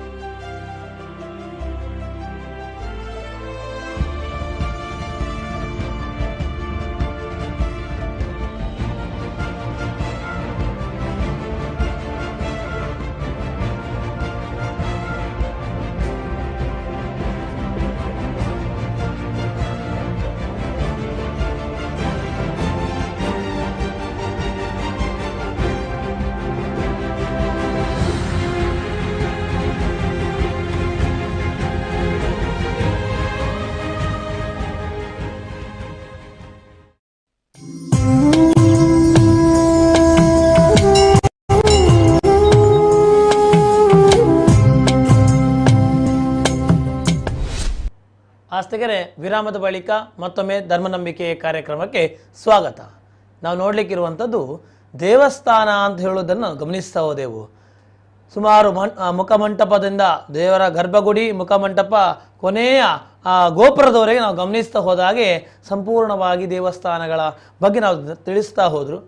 ಮತ್ತೊಂದು ವಿಶೇಷ ಏನು ಅಂತ ಹೇಳಿದರೆ, ದೇವಸ್ಥಾನ ಆದ ಕೂಡಲೇ ಆಗಲಿಲ್ಲ, ಅದನ್ನು ನಡೆಸಿಕೊಂಡು ಹೋಗುವಂಥ ವ್ಯವಸ್ಥೆ ಕೂಡ ಅಲ್ಲಿ ಪ್ರಧಾನವಾಗಿರ್ತಾ ಹೋಗ್ತದೆ ಅಂತ ಹೇಳುವಂಥದ್ದು. ಯಾಕಂದರೆ ದೇವಸ್ಥಾನ ಆಯಿತು, ಆ ದೇವಸ್ಥಾನ ಅಷ್ಟಕ್ಕೆ ಇದೆ ಅಂತ ಹೇಳಿದರೆ, ಅಥವಾ ಅರ್ಚಕರಿಗೆ ಅಲ್ಲಿರುವಂತಹ ಮುಕ್ತೇಶ್ವರಿಗೆ ಮಾತ್ರ ಇದೆ ಹೇಳಿದರೆ ಅದು ದೇವಸ್ಥಾನ ಆಗೋದಿಲ್ಲ. ಹಾಗಾದರೆ ದೇವಸ್ಥಾನವನ್ನು ನಡೆಸಿಕೊಂಡು ಹೋಗುವಂಥ ಬಗ್ಗೆ ಹೇಗೆ ತಿಳಿಸ್ತಾ ಹೋಗ್ತಾರೆ ತಂತ್ರವರಿಯರು? ಒಳ್ಳೆಯ ಪ್ರಶ್ನೆ. ಯಾಕಂತ ಕೇಳಿದ್ರೆ ಎಷ್ಟೋ ಕಡೆ ಜೀರ್ಣೋದ್ಧಾರ ಆಗಿ ಪ್ರತಿಷ್ಠೆ ಆದರೆ ಮತ್ತೆ ಮುಗೀತು, ಮತ್ತೇನದ್ದೆಲ್ಲ ಮತ್ತೆ ಕಾಣುವ ಅಂತ ಇರ್ತದೆ. ಆದರೆ ಶಾಸ್ತ್ರ ಹಾಗೆ ವಿಧಿಸೋದಿಲ್ಲ. ಶಾಸ್ತ್ರ ಹೇಗೆ ವಿಧಿಸ್ತದೆ ಅಂತ ಕೇಳಿದ್ರೆ, ದೇವಸ್ಥಾನವನ್ನು ಕಟ್ಟುವ ಮೊದಲು ದೇವರ ಪೂಜೆಗಾಗಿ ವಿನಿಯೋಗಕ್ಕಾಗಿ ಒಂದಿಷ್ಟು ಭೂಮಿಯನ್ನು ಒಂದಿಷ್ಟು ಸಂಪತ್ತನ್ನು ತಯಾರು ಮಾಡಿ ಇಟ್ಟುಕೊಳ್ಳಿ ಅಂತ. ಯಾಕಂತ ಕೇಳಿದ್ರೆ ಭೂಮಿಯನ್ನು ನಿರ್ದೇಶ ಮಾಡುವಾಗಲೂ ಕೂಡ ಸಲಿಲೋದ್ಯಾನ ಯುಕ್ತೇಶು ಕೃತೇಶು ಅಕೃತಕೇಶು ಚ, ದೇವಸ್ಥಾನದ ಹತ್ತಿರದಲ್ಲಿ ಒಂದು ನೀರಿನ ಪ್ರದೇಶ ಬೇಕಂತೆ, ಒಂದು ಉದ್ಯಾನವನ ಬೇಕಂತೆ. ಕಾರಣ ಏನು ಕೇಳಿದ್ರೆ ದೇವರ ಅಭಿಷೇಕಕ್ಕೆ ನೀರು ಬೇಕು, ಮತ್ತೆ ದೇವರಿಗೆ ಅಲಂಕಾರಕ್ಕೆ ಪುಷ್ಪಾದಿಗಳು ಬೇಕು. ಅಲ್ಲಿ ಚಂದನಾದಿ ಒಳ್ಳೊಳ್ಳೆಯ ವೃಕ್ಷಗಳು ಇದ್ದುಕೊಂಡು ದೇವರ ಗಂಧೋಪಯೋಗಿಯಾಗಿ ಇರಬೇಕು. ಇದಿಷ್ಟು ಎಲ್ಲಿಂದಲೂ ತಗೊಂಬರುವುದಲ್ಲ, ದೇವಸ್ಥಾನದ ಪರಿಸರದಲ್ಲಿಯೇ ಇರಬೇಕು. ಸ್ಥಾನೇಶ್ವೇತೇಶು ಸಾನ್ನಿಧ್ಯಂ ಉಪಗಚ್ಚಂತಿ ದೇವತಾ, ಇಷ್ಟು ಎಲ್ಲಿ ಇರ್ತದೋ ಅಲ್ಲಿ ನಾನು ಬರ್ತೇನೆ ಅಂತ ದೇವರು ಹೇಳ್ತಾರೆ. ಇದು ಎಲ್ಲಿ ಇಲ್ಲವೋ ಅಲ್ಲಿ ನನಗೆ ಬರಲಿಕ್ಕೆ ಸ್ವಲ್ಪ ಸಂಕೋಚ ಆಗ್ತದೆ. ನೀವು ಕರೀತೀರಿ, ಆವಾಹನೆ ಮಾಡ್ಬೋದು, ಕರೀತೀರಿ, ಆದರೆ ಇಷ್ಟು ಸಂಗತಿಗಳು ಎಲ್ಲಿ ಇಲ್ಲವೋ ಅಲ್ಲಿಗೆ ಸ್ವಲ್ಪ ನನಗೆ ಬರಲಿಕ್ಕೆ ಸಂಕೋಚ ಆಗ್ತದೆ ಅಂತ ದೇವರು ಹೇಳ್ತಾರೆ. ಅದರಿಂದಾಗಿ ಪ್ರತಿಷ್ಠೆ ಮಾಡುವ ಮೊದಲಾಗಿಯೇ ದೇವಸ್ಥಾನದಲ್ಲಿ ಪೂಜಾ ವಿನಿಯೋಗಕ್ಕೆ ಬೇಕಾಗಿರತಕ್ಕಂತಹ ವ್ಯವಸ್ಥೆಗಳನ್ನು ಮಾಡಿಕೊಳ್ಳಬೇಕು. ಆ ಸಂಗತಿಯಲ್ಲಿ ಒಂದು ಒಳ್ಳೆಯ ಅದರ ಒಂದು ಲೀಸ್ಟ್, ಒಂದು ವಿವರಣೆ ಹೇಳಬಹುದು. ಹೇಗೆ? ನಿರ್ದೋಷೇ ಸಗುಣೆ ಮುಹೂರ್ತ ಸಮಯೇ ಪೂರ್ವಂ ಪ್ರತಿಷ್ಠಾ ತತಃ ಪೂಜಾ ಚಾನುದಿನಂ ಯಥಾ ವಿದಿತತಾ ಪ್ರತ್ಯಬ್ಧಮಪ್ಯುತ್ಸವಂ ದೋಷೇ ಸತ್ಯುದಿತಾ ಚ ನಿಷ್ಕೃತಿರತೋ ಜೀರ್ಣವು ಪುನರ್ಬಿಂಬಯೋ ಜೀರ್ಣೋದ್ಧಾರ ವಿಧಿಶ್ಚ ಸತ್ವರಮಮಿ ಸಾನ್ನಿಧ್ಯ ಸಂಪತ್ಪ್ರದ.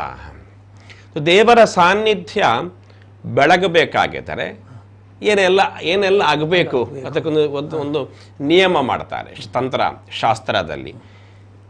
ಒಂದು ಒಳ್ಳೆಯ ದೋಷಗಳು ಇಲ್ಲದೇ ಇರತಕ್ಕಂತಹ ಒಳ್ಳೆಯ ಮುಹೂರ್ತದಲ್ಲಿ ದೇವರನ್ನು ಪ್ರತಿಷ್ಠಾಪನೆ ಅಂತ ಮಾಡಿಕೊಂಡು ವೆರಿ ನೆಕ್ಸ್ಟ್ ಇರತಕ್ಕಂಥ ಕೆಲಸ ಏನು ಗೊತ್ತಾ? ಪೂಜಾಚ ಅನುದಿನಂ ಪೂಜಾ, ಪ್ರತಿನಿತ್ಯವೂ ಕೂಡ ದೇವರ ಪೂಜೆಯನ್ನು ವಿಧಿ ಪ್ರಕಾರವಾಗಿ ಮಾಡಬೇಕಂತೆ. ಇದು ದೇವಸ್ಥಾನದ ವ್ಯವಸ್ಥೆಯನ್ನು ಹೇಳ್ತಾ ಹೋಗ್ತಾರೆ. ಇನ್ನು ಯಥಾ ವಿಧಿ ತಥಾ ಪ್ರತ್ಯಬ್ಧಮಪ್ಯುತ್ಸವ, ಅಷ್ಟು ಮಾತ್ರ ಅಲ್ಲ ಅಂತೆ, ಪೂಜೆಯನ್ನು ಅನುದಿನ ಮಾಡಿದ್ರೆ ಸಾಕ ಕಳೆದ್ರೆ ಸಾಲಿಲ್ಲ, ಪ್ರತಿ ವರ್ಷವೂ ಕೂಡ ದೇವರ ಮಹೋತ್ಸವ ಉತ್ಸವಾದಿ ಕರ್ಮಗಳನ್ನು ಮಾಡ್ತಾ ಬರಬೇಕು ಅಂತ ಹೇಳ್ತಾರೆ. ಸರಿ, ಮುಗೀತ, ಅಲ್ಲಿ ಕೆಲಸ ಮುಗೀತ, ಉತ್ಸವ ಮಾಡಿದ್ದೇವೆ ಮುಗೀತ ಕಳೆದ್ರೆ ಇಲ್ಲ ಅಂತೆ. ದೋಷೇ ಸತ್ಯುದಿತಾಚ ನಿಷ್ಕೃತಿರಥೋ ಅಂತ ಅರ್ಥ. ಒಂದು ಪಕ್ಷ ದೇವಸ್ಥಾನದಲ್ಲಿ ಏನಾದರೂ ದುಶ್ಶಕುನಗಳು ದುರ್ನಿಮಿತ್ತಗಳು ಕಂಡು ಬಂದಾಗ, ಅಥವಾ ಸಾನ್ನಿಧ್ಯವೇ ಕ್ಷಯ ಆಗ್ತಾ ಉಂಟು ಅಂತ ಕಂಡು ಬಂದಾಗ, ಜೀರ್ಣವು ಪುನರ್ಬಿಂಬಯೋ, ದೇವಸ್ಥಾನ ಅಥವಾ ದೇವರ ಬಿಂಬಾದಿಗಳು ಚೈತನ್ಯಾದಿಗಳು ಜೀರ್ಣತೆಗೆ ಒಳಗೊಂಡಾಗ ಜೀರ್ಣೋದ್ಧಾರ ವಿಧಿಷ್ಠ, ಜೀರ್ಣವಾಗಿರತಕ್ಕಂತಹದ್ದನ್ನು ಉದ್ಧಾರ ಮಾಡಬೇಕು. ಈ ಸಿಸ್ಟಮ್ ಅಲ್ಲಿ ಇದ್ರೆ ಸಾನ್ನಿಧ್ಯ ಸಂಪತ್ಪ್ರದಾಹ. ಪ್ರತಿಷ್ಠೆ ಒಮ್ಮೆ ಮಾಡಿಬಿಡುವ, ಪೂಜೆ ಮತ್ತೆ ನೋಡುವ ಹೇಳಲಿಕ್ಕಿಲ್ಲ. ಪ್ರತಿಷ್ಠೆ ಮಾಡಿ ಪೂಜೆ ಆರಂಭ ಮಾಡುವ, ಉತ್ಸವ ಎಲ್ಲ ಮತ್ತೆ ನೋಡುವ ಹಾಗೂ ಬಿಡ್ಲಿಕ್ಕಿಲ್ಲ. ಪ್ರತಿಷ್ಠೆ ಮಾಡುವಾಗ ಒಮ್ಮೆ ಪ್ರಾಯಶ್ಚಿತ್ತ ಮಾಡಿದ್ದೇವೆ, ಇನ್ನು ಮಾಡಬೇಕಾಗಿಲ್ಲ ಅಂತ ಬಿಡುವ ಹಾಗೆ ಇಲ್ಲ. ಏನಾದರೂ ದುಶ್ಶಕುನಗಳು ಕಂಡು ಬಂದಾಗ ಅಥವಾ ದುರ್ನಿಮಿತ್ತಗಳು ನಮ್ಗೆ ಕಂಡು ಬಂದ ಸಮಯದಲ್ಲಿ ನಾವು ಅದನ್ನು ಪ್ರಾಯಶ್ಚಿತ್ತಾದಿಗಳನ್ನು ಮಾಡಿಕೊಂಡು ಒಳ್ಳೆಯ ರೀತಿಯಲ್ಲಿ ದೇವರನ್ನು ನಾವು ಆರಾಧನೆ ಮಾಡ್ತಾ ಬರಬೇಕು. ಹೀಗೆ ಒಂದು ವ್ಯವಸ್ಥೆ ಅಂತ ಮಾಡಿದ್ದಾರೆ. ಅಂದರೆ ಪ್ರತಿಷ್ಠೆ, ದೇವರನ್ನು ಪ್ರತಿಷ್ಠೆ ನಾವು ಮಾಡುತ್ತೇವೆ ಅಲ್ಲ. ಪ್ರತಿಷ್ಠೆ ಮಾಡಬೇಕು ಅಂತ ಹೇಳಿದ್ರೆ ಏನು ಈ ಪ್ರತಿಷ್ಠೆಯ ಒಂದು ಮೂಲ ಆಶಯ ಏನು ಅಂತ ಕೇಳಿದ್ರೆ, ಪ್ರತಿಷ್ಠೆಯನ್ನು ಮಾಡುವಾಗ ಒಂದು ಮಂತ್ರ ಹೇಳ್ತಾರೆ. ಸರ್ವತ್ರ ಕೋಸಿ ಭಗವನ್ ಕಿಲ ಯದ್ಯಪಿ ತ್ವಾಂ ಆವಾಹಯಾಮಿ ಯಥಾ ವ್ಯಜನೇನ ವಾಯುಂ. ಒಂದು ಫ್ಯಾನ್ ಹಾಕ್ತೇವೆ. ಒಂದು ಫ್ಯಾನ್ ಹಾಕಿದಾಗ ಫ್ಯಾನಿನ ಕೆಳಗಡೆ ಕೂತವರೆಗೆ ನಮಗೊಂದು ಒಳ್ಳೆಯ ತಂಪಿನ ಗಾಳಿ ಬರ್ತದೆ. ಈ ಗಾಳಿ ಎಲ್ಲಿಂದ ಬಂತು? ಯಾವ ಫ್ಯಾನ್ ಕೂಡ ಗಾಳಿಯನ್ನು ಪ್ರೊಡ್ಯೂಸ್ ಮಾಡೋದಿಲ್ಲ, ಕ್ರಿಯೇಟ್ ಮಾಡೋದಿಲ್ಲ. ಮತ್ತು ಪರಿಸರದಲ್ಲಿರತಕ್ಕಂತಹ ಎಲ್ಲ ಗಾಳಿಯನ್ನು ತನ್ನೆಡೆಗೆ ಎಳಕೊಂಡು ಕೆಳಗಡೆ ಕೂತವನಿಗೆ ಏಕಮುಖವಾಗಿ ರಭಸದಲ್ಲಿ ಗಾಳಿಯನ್ನು ಕೊಡ್ತದೆ. ಹಾಗಾದರೆ ಫ್ಯಾನಿನ ಮೂಲ ಕೆಲಸ ಏನು ಅಂತ ಕೇಳಿದ್ರೆ, ಗಾಳಿಯನ್ನು ಸೃಷ್ಟಿ ಮಾಡೋದಲ್ಲ, ಇದ್ದ ಗಾಳಿಯನ್ನು ಒಟ್ಟು ಮಾಡಿಕೊಂಡು ಕೆಳಗಡೆ ಕೊಡುವಂಥದ್ದು. ಹಾಗೆಯೇ ಸರ್ವತ್ರ ಕೋಸಿ ಭಗವನ್, ದೇವರು ಎಲ್ಲ ಕಡೆಯಲ್ಲೂ ಕೂಡ ಇದ್ದಾರೆ. ಇದ್ರೂ ಕೂಡ ಪ್ರತಿಷ್ಠೆ ಮಾಡಿದ ನಂತರ ದೇವರ ಎದುರು ಸ್ತೋತ್ರಾವಾಹನೆ ಅಂತ ಒಂದು ವಿಧಿ ಇದೆ. ಆವಾಹನೆಯಲ್ಲಿ ಒಂದು ಕರ್ಮ ಸ್ತೋತ್ರಾವಾಹನೆ ಅಂತ. ಸ್ತೋತ್ರಾವಾಹನೆಯಲ್ಲಿ ಹೇಳುವಂತಹ ಮಂತ್ರ ಇದು. ದೇವರನ್ನು ಮತ್ತು ಭಕ್ತರನ್ನು, ದೇವರನ್ನು ಎಚ್ಚರಿಸುವಂತಹದ್ದು ಅಂತ ಅರ್ಥ ಅಲ್ಲ, ಭಕ್ತರನ್ನು ಎಚ್ಚರಿಸುವಂತಹ ಒಂದು ಸಂಗತಿಯ ಮಾತುಗಳದು. ಸರ್ವತ್ರ ಕೋಸಿ ಭಗವಾನ್ ಕೆಲ ಯದ್ಯಪಿ ತ್ವಾಂ ಆವಾಹಯಾಮಿ ಯಥಾ ವ್ಯಜನೇನ ವಾಯುಂ. ಹೇಗೆ ಫ್ಯಾನ್ ಗಾಳಿ, ನಾವು ಫ್ಯಾನ್ ಹಾಕಿದಾಗ ಒಂದೇ ಕಡೆ ಗಾಳಿ ಬಂದು ಸೇರ್ಕೊಳ್ತದೋ, ಅದೇ ಪ್ರಕಾರ ನೀನು ಎಲ್ಲ ಕಡೆ ವ್ಯಾಪ್ತನಾಗಿದ್ದೀಯ. ವ್ಯಾಪ್ತನಾದಂತಹ ನೀನು ದೇವಸ್ಥಾನದ ಒಂದು ಕಡೆಯಲ್ಲಿ ಸನ್ನಿಹಿತನಾಗಿ ಫ್ಯಾನಿನ ಕೆಳಗಡೆ ಕೂತವರಿಗೆ ಮಾತ್ರ ಹೇಗೆ ರಭಸದ ಏಕಮುಖವಾದ ಗಾಳಿ ಬಂದು ಅವನ ಎಲ್ಲ ಶ್ರಮಗಳು ದೂರ ಆಗ್ತದೋ, ಹಾಗೆ ನಿನ್ನೆದುರು ಬಂದು ನಿಂತವನ ಎಲ್ಲ ಶ್ರಮವನ್ನು ನೀನು ವ್ಯಜನೇನ ವಾಯುಂ, ಎಲ್ಲ ಶ್ರಮವನ್ನು ನಿವಾರಿಸಪ್ಪ ಅಂತ ಹೇಳುವಂತಹ ಅದ್ಭುತ ಭಾವನಾ ಪರವಶವಾಗಿರತಕ್ಕಂತಹ ಒಂದು ವಿಶೇಷವಾಗಿರತಕ್ಕಂತಹ ಒಂದು ಮಂತ್ರ. ಹಾಗಾದರೆ ಒಂದು ಸಂಗತಿಯನ್ನು ನಾವು ಆಲೋಚಿಸಲಿಕ್ಕೆ ಉಂಟು. ಒಂದು ಫ್ಯಾನ್, ಅದನ್ನೇ ನಾವು ತಗೊಳ್ಳುವ. ಒಂದು ಫ್ಯಾನು ಗಾಳಿಯನ್ನು ಏಕಮುಖವಾಗಿ ರಭಸದಲ್ಲಿ ಕೊಡಬೇಕಾಗಿದ್ದರೆ ಅದರ ಒಂದು ಸ್ಟ್ರಕ್ಚರ್ ಇರ್ತದೆ. ಹೇಗಿರಬೇಕು? ಅದು ಸುಮ್ಮನೆ ಒಂದು ತಗಡಿಟ್ಟರೆ ಆಗಲಿಕ್ಕಿಲ್ಲ. ಒಂದು ತಗಡು ಒಂದು ಕಡೆ ಸ್ವಲ್ಪ ಸ್ಲ್ಯಾಂಟ್ ಆಗಿರ್ತದೆ. ಅದು ಎಷ್ಟು ಸ್ಲ್ಯಾಂಟ್ ಆಗಿರ್ತದೆ ಅದಕ್ಕೊಂದು ಅಳತೆ ಇದೆ. ಆ ಅಳತೆಗೆ ಅನುಗುಣವಾಗಿಟ್ಟಾಗ ಮಾತ್ರ ಗಾಳಿಯನ್ನು ಎಳ್ಕೊಂಡೆ ಬಂದು ಅದು ಕೊಡ್ತದೆ.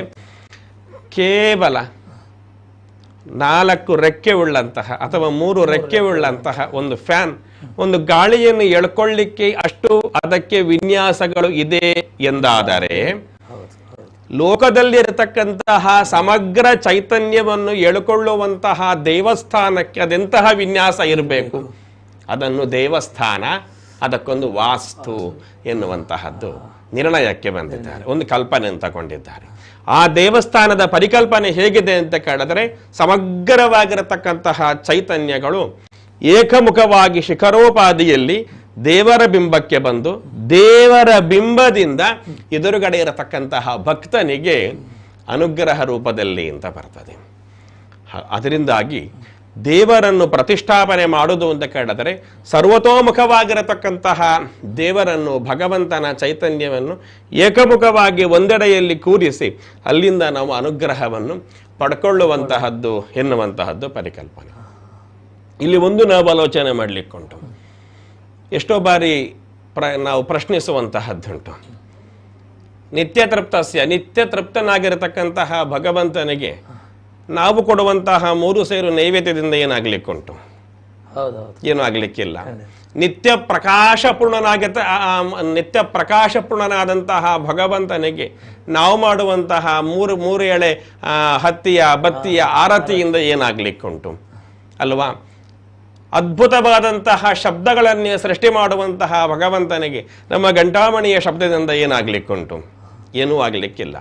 ಹಾಗಾದರೆ ಒಂದು ನಾವು ಇಲ್ಲಿ ಆಲೋಚನೆ ಮಾಡಬೇಕು. ದೇವಸ್ಥಾನದಲ್ಲಿ ದೇವರ ಪೂಜೆ ನಾವು ಮಾಡುವಂತಹ ಒಂದು ಪರಿಕಲ್ಪನೆ ಏನು ಅಂದರೆ, ನಾನೊಂದಕ್ಕೊಂದು ಉದಾಹರಣೆ ಕೊಡ್ತೇನೆ. ನನ್ನ ಮನೆಯಲ್ಲಿ ಇವತ್ತು ಬೆಳಿಗ್ಗೆ ಸೂರ್ಯ ಬೇಗ ಉದಯ ಆಗಿದ್ದಾನೆ ಅಂತ ಹೇಳ್ತೇವೆ. ಇವತ್ತು ಸೂರ್ಯ ಬೇಗ ಉದಯ ಆಗಿದ್ದಾನೆ. ಹತ್ತಿರದ ಮನೆಯಲ್ಲಿ ಒಂದು 5 ಗಂಟೆಗೆ ಶಬ್ದ ಕೇಳಿದ್ರೆ, ಲೈಟ್ ಕಂಡ್ರೆ ಇವತ್ತು ಸೂರ್ಯ ಅಲ್ಲಿ ಬಾರಿ ಬೇಗ ಉದಯ ಆಗಿದ್ದಾನೆ.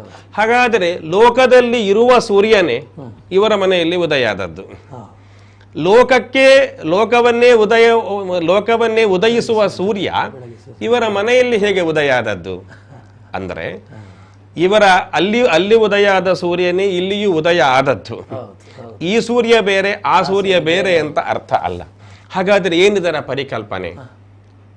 ಅದು ಸರಿಯಾದ ಮಾತು. ಮತ್ತೆ ಅದು ಮಾತು ಕೂಡ ಸರಿಯಾದ ಮಾತು. ಯಾಕೆ ಅಂತ ಕೇಳಿದರೆ, ಸಾಕ್ಷಾತ್ ಭಗವಂತನನ್ನೇ ಕರೆದು ಕೊಳ್ಳಿರಿಸಿ ನಾವು ದೇವಸ್ಥಾನದಲ್ಲಿ ಪೂಜೆ ಮಾಡೋದು ಅಲ್ಲ.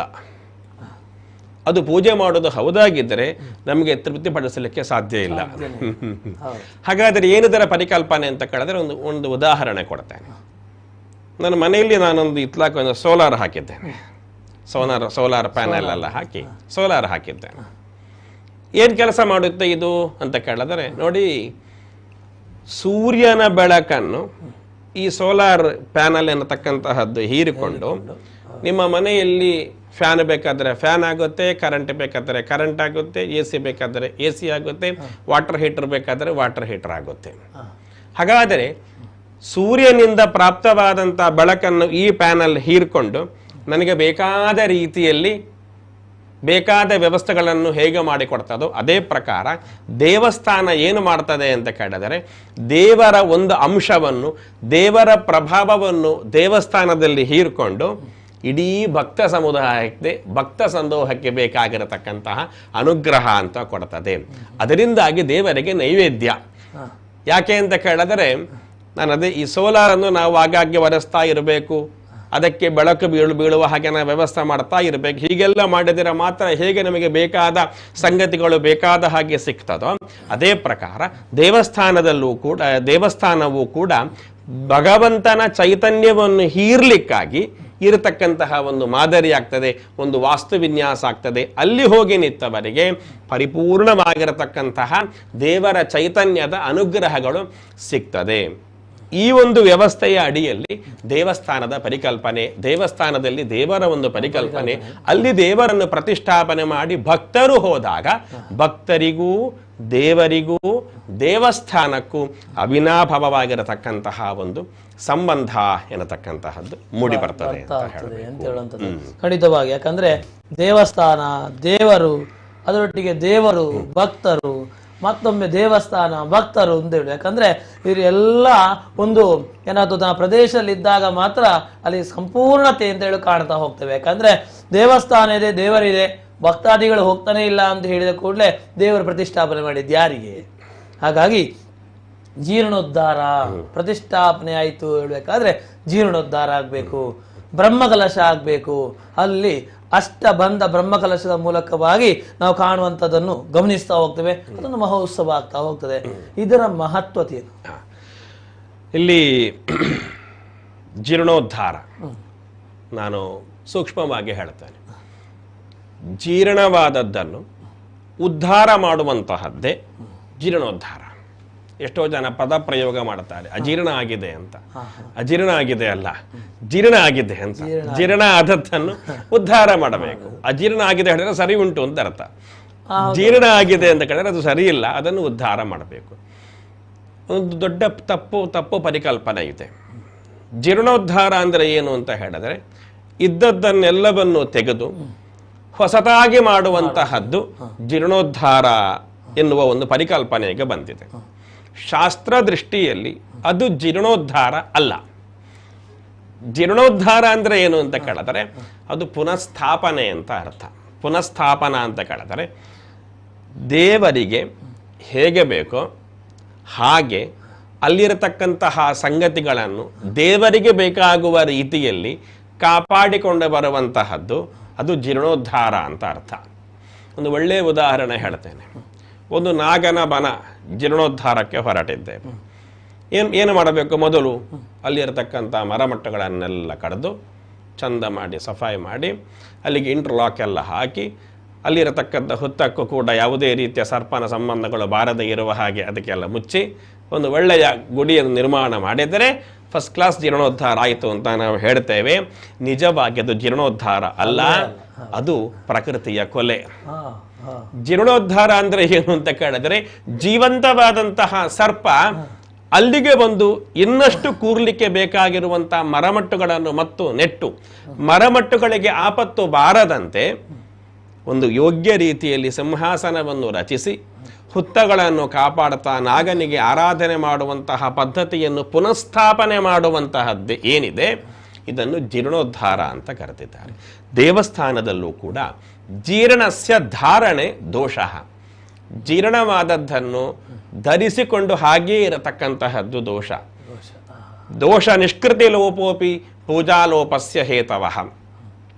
ದೋಷ ಇದೆ, ಜೀರ್ಣ ಆಗಿದೆ ಅಂತ ಕಂಡು ಬಂದು ಜೀರ್ಣವಾದದ್ದನ್ನು ಉದ್ಧಾರ ಮಾಡದೆ ಪೂಜೆ ಮಾಡ್ತಾ ಬಂದರೆ ಪೂಜೆಯನ್ನು ಮಾಡದೇ ಇದ್ದದ್ದಕ್ಕೆ ಸಮಾನ ಅಂತ ಶಾಸ್ತ್ರ ಪೂಜಾಲೋಪಸ್ಯ ಹೇತವಃ ಅಂತ ಹೇಳಿದ್ದಾರೆ. ಹಾಗಾದರೆ ಜೀರ್ಣೋದ್ಧಾರ ಶಬ್ದಕ್ಕೆ ಅರ್ಥ ಏನು ಅಂತ ಕೇಳಿದರೆ, ಸಾನ್ನಿಧ್ಯ, ದೇವರಲ್ಲಿ ದೇವರ ಬಿಂಬದಲ್ಲಿ ಒಂದಿಷ್ಟು ಸಾನ್ನಿಧ್ಯಗಳು ಅಂತ ಇರ್ತದೆ.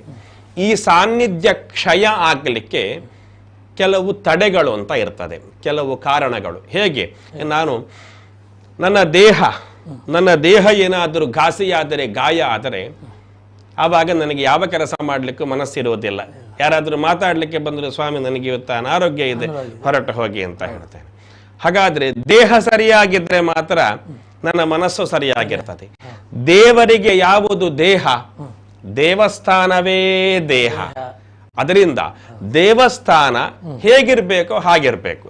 ಹೇಗಿರ್ಬೇಕು ಅಂತ ಕೇಳಿದರೆ, ಕಾಲು ಎಷ್ಟು ದೊಡ್ಡದಿರಬೇಕು ಅಷ್ಟೇ ದೊಡ್ಡದಿರಬೇಕು, ಕೈ ಎಷ್ಟು ದೊಡ್ಡದಿರಬೇಕು ಅಷ್ಟೇ ದೊಡ್ಡದಿರಬೇಕು, ಕುತ್ತಿಗೆಯಿಂದ ಹೊಟ್ಟೆ ತನಗೆ ಎಷ್ಟು ದೊಡ್ಡದಿರಬೇಕು ಅಷ್ಟೇ ದೊಡ್ಡದಿರಬೇಕು.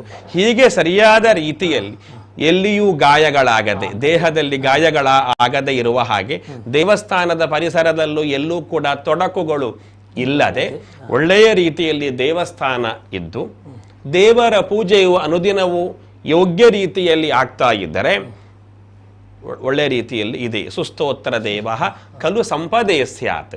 ದೇವರು ಸುಸ್ತನಾಗಿದ್ದಾನೆ. ಯಾವಾಗ ದೇಹ ಸರಿ ಇಲ್ಲ, ಮಾಡುವಂತಹ ಪೂಜೆಯನ್ನು ಮಾಡಲಿಕ್ಕೆ ತೊಡಕಿದೆ, ಕಲಹಗಳಿದೆ, ಇದೆಲ್ಲ ಏನು ಕೇಳಿದರೆ ದೇವರ ಸಾನ್ನಿಧ್ಯದ ಕ್ಷಯದ ಸೂಚನೆ ಅಂತ ಅರ್ಥ. ಹಾಗಾದರೆ ದೇವರ ಸಾನ್ನಿಧ್ಯವನ್ನು ಪುನಃಸ್ಥಾಪನೆ ಮಾಡಬೇಕು, ಇದೇ ಜೀರ್ಣೋದ್ಧಾರ. ಅದಕ್ಕೆ ಏನು ತಡೆ?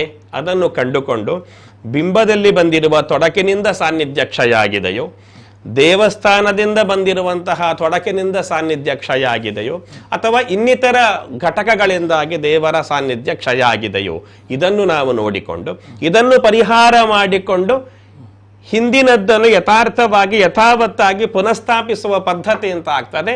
ಅದು ಜೀರ್ಣೋದ್ಧಾರ. ಹೊಸತಾಗಿ ಮಾಡುವಂತಹದ್ದು ಮಾತ್ರ ಜೀರ್ಣೋದ್ಧಾರ ಅಂತ ಅರ್ಥ ಅಲ್ಲ. ಸರಿಯಾಗಿ ಇರತಕ್ಕಂತಹ ಸಂಗತಿಗಳನ್ನು ನಾಶ ಮಾಡುವಂತಹದ್ದು ದೋಷವೇ. ನನಗೊಂದು ಕಾಲು ತುಂಡಾಗಿದೆ, ಕಾಲು ತುಂಡಾದ ನಂತರ ಮರದ ಕಾಲು ಕಟ್ಟಿಕೊಳ್ಳುವಂತಹದ್ದು ಸರಿಯಾದ ಪದ್ಧತಿ ಅಲ್ವಾ?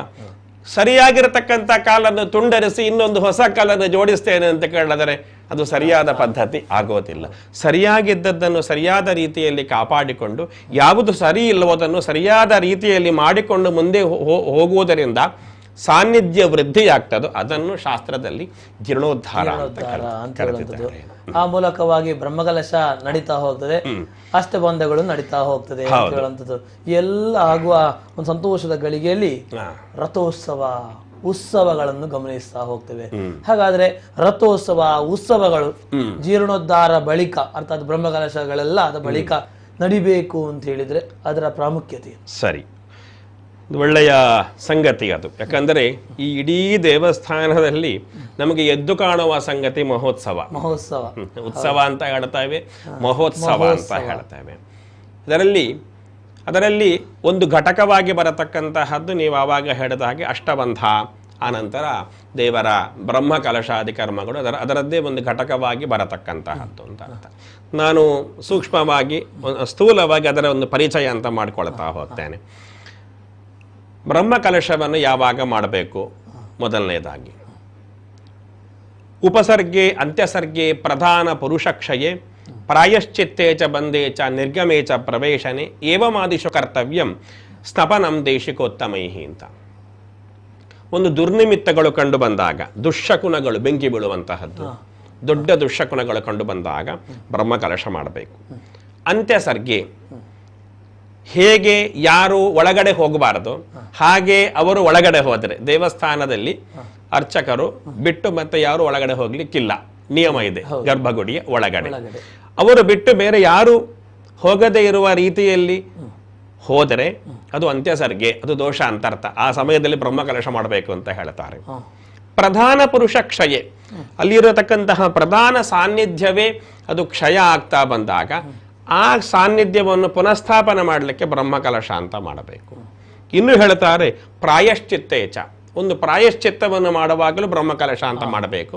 ನಿರ್ಗಮೇಚ ಪ್ರವೇಶನೆ, ದೇವರ ಸಂಕೋಚವನ್ನು ಮಾಡುವಾಗ ಮತ್ತೆ ಪುನಃ ದೇವರನ್ನು ಪ್ರತಿಷ್ಠಾಪನೆ ಮಾಡುವಾಗ ಈ 6 ಸಮಯದಲ್ಲಿ ಬ್ರಹ್ಮಕಲಶವನ್ನು ಮಾಡಬೇಕು ಅಂತ ಶಾಸ್ತ್ರ ವಿಧಿಸ್ತದೆ.